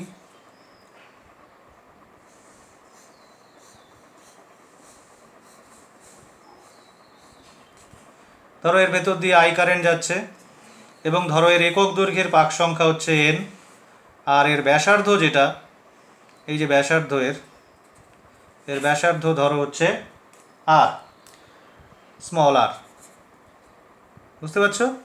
তো তুমি ধরো এর অক্ষের কোনো বিন্দুতে, ধরো এই বিন্দুতে চৌম্বক ক্ষেত্র বের করতে চাও, সলিনয়েডের ভিতরে কোনো বিন্দুতে চৌম্বক ক্ষেত্র বের করতে চাও, কি করে করব। তো আমরা এই ক্ষেত্রে মনে রাখবে যে এক্ষেত্রে কিন্তু আমরা একটু আগে যে যে ফর্মুলাটা ডিরাইভ করলাম, অর্থাৎ একটা বৃত্তাকার লুপের জন্য তার অক্ষস্থিত বিন্দুতে যে চৌম্বক ক্ষেত্র হয় সেটা আমরা বের করলাম একটু আগে, যে ফর্মুলাটা, সেটা এখানে আমরা ইউজ করব। ওকে, করব, কারণ অ্যাকচুয়ালি সলিনয়েড কি, সলিনয়েড তো অনেকগুলো লুপেরই সমষ্টি, এটা একটা লুপ, এটা একটা লুপ, এটা একটা লুপ, এরকম প্রত্যেকটা লুপ এরকম মিলে একটা সলিনয়েড তৈরি হয়েছে। তো লুপের যে ফর্মুলা, সেই ফর্মুলাটা কিন্তু এখানে আমরা এই জন্য ইউজ করতে পারবো। তো চলো সলিনয়েডের আচ্ছা ক্যালকুলেশনের জন্য আমি সলিনয়েডটাকে এবার একটু এইভাবে আঁকছি, দেখো।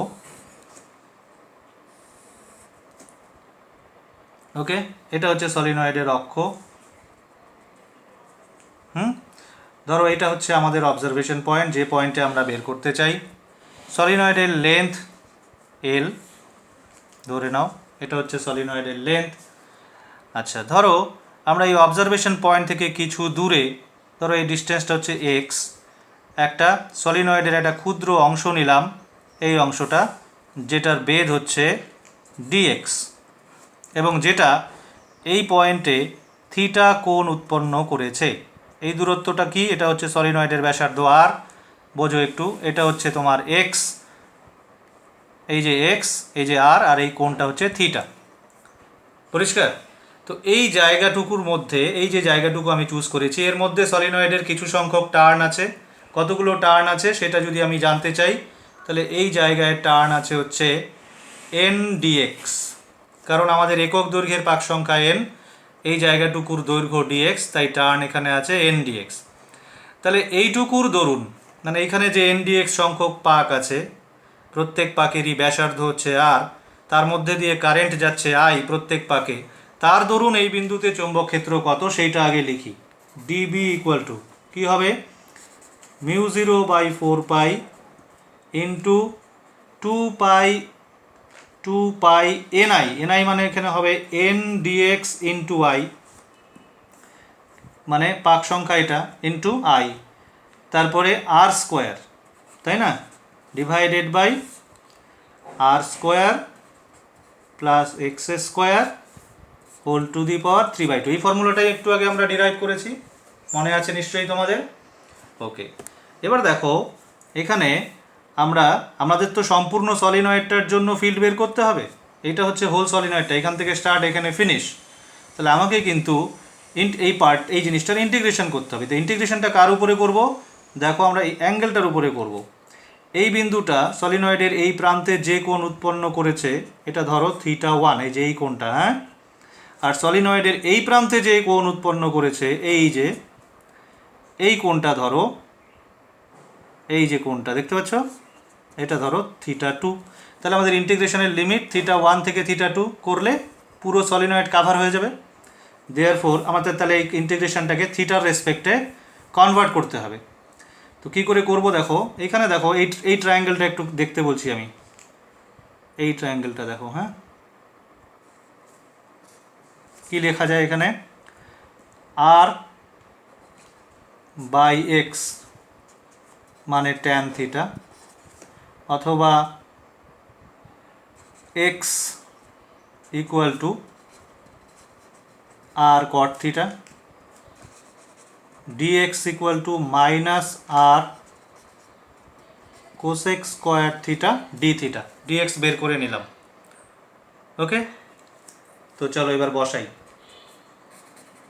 মিউ 0/4 2 এনআই, আর স্কোয়ার থাকলো, ডিএক্সের বদলে এটা বসবে minus R cosec square theta D theta divided by R square plus x square. ভাবো এক্স মানে কত? আর কট থিটা, তাহলে আর স্কোয়ার কমন নিলে আর কিউব হয়ে যাবে নিচে, কারণ উপরে পাওয়ার 3/2 আছে। আর স্কোয়ার কমন নিলে আর স্কোয়ার টু দি পাওয়ার 3/2 মানে আর কিউব, আর ভিতরে থাকবে 1 প্লাস কট স্কোয়ার থিটা মানে কোসেক স্কোয়ার থিটা, তাহলে এটা আলটিমেটলি হয়ে যাবে কোসেক কিউব থিটা, তাই না, কারণ পাওয়ার আছে 3/2।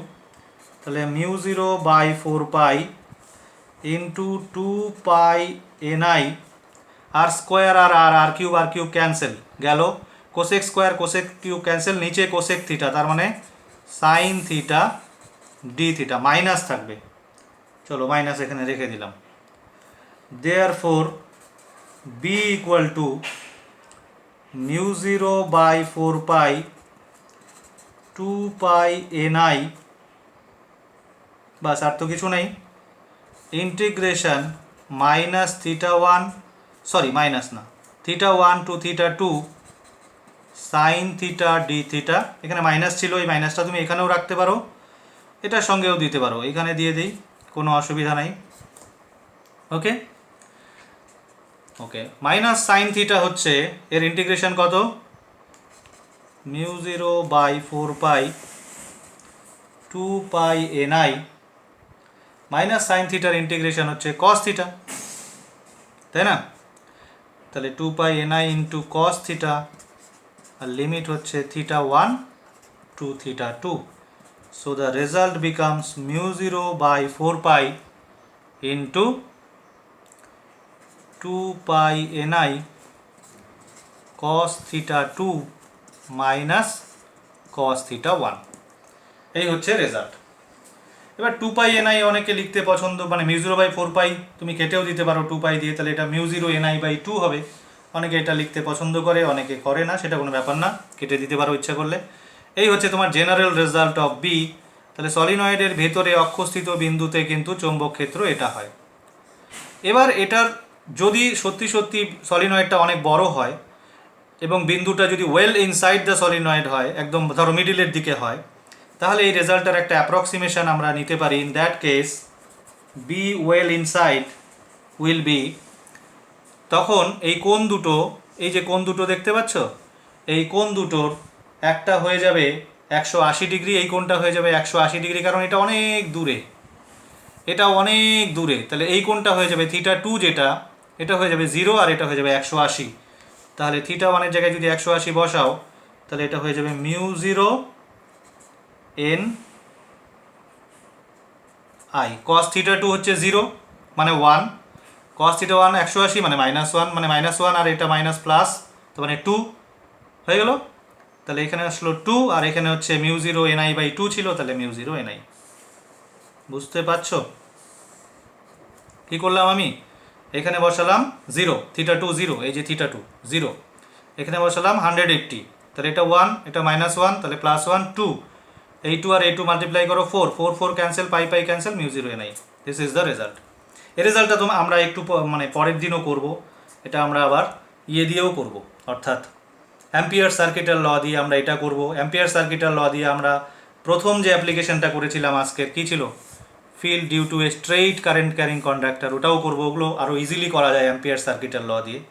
তো আমরা বায়োসাভার্ট ল দিয়ে এই তিনটে অ্যাপ্লিকেশন করলাম। কি কি? একটা হচ্ছে লং স্ট্রেইট কারেন্ট ক্যারিং কন্ডাক্টরের পাশে ফিল্ড কত, সার্কুলার কন্ডাক্টরের অ্যাক্সিসে ফিল্ড কত, সেন্টারে ফিল্ড কত, আর একটা হচ্ছে সলিনয়েডের ভেতরে ফিল্ড কত, অ্যাক্সিসের উপরে। ওকে, সলিনয়েডের আরেকটা ক্যালকুলেশনও আমরা করব, সেইখানেও এই রেজাল্টটা অ্যাপ্লিকেবল, সেটা হচ্ছে পরের চ্যাপ্টারে করব। হ্যাঁ, সলিনয়েডের অক্ষস্থিত বিন্দুতে বাইরে অনেক দূরে, ধরো সলিনয়েড এইখানে আছে, আমরা এইখানে ফিল্ড বের করব অনেক দূরে, তো সেটাও এখানে করা যেত, ঠিক আছে, এখানে এটা ছেড়ে দিলাম, সেটা পরের চ্যাপ্টারে আমরা করব। তো এই হচ্ছে মোটামুটি আজকের আলোচনা, এখানেই শেষ। তো এই থিওরিগুলো ভালো করে দেখবে, নিজেরা প্র্যাকটিস করবে বাড়িতে, এবং এই থিওরি যে তিনটে থিওরি আমরা করলাম তাদের অ্যাপ্লিকেশন যেগুলো আছে বই থেকে সেগুলো করবে, মানে numericals. Okay, that's all for today.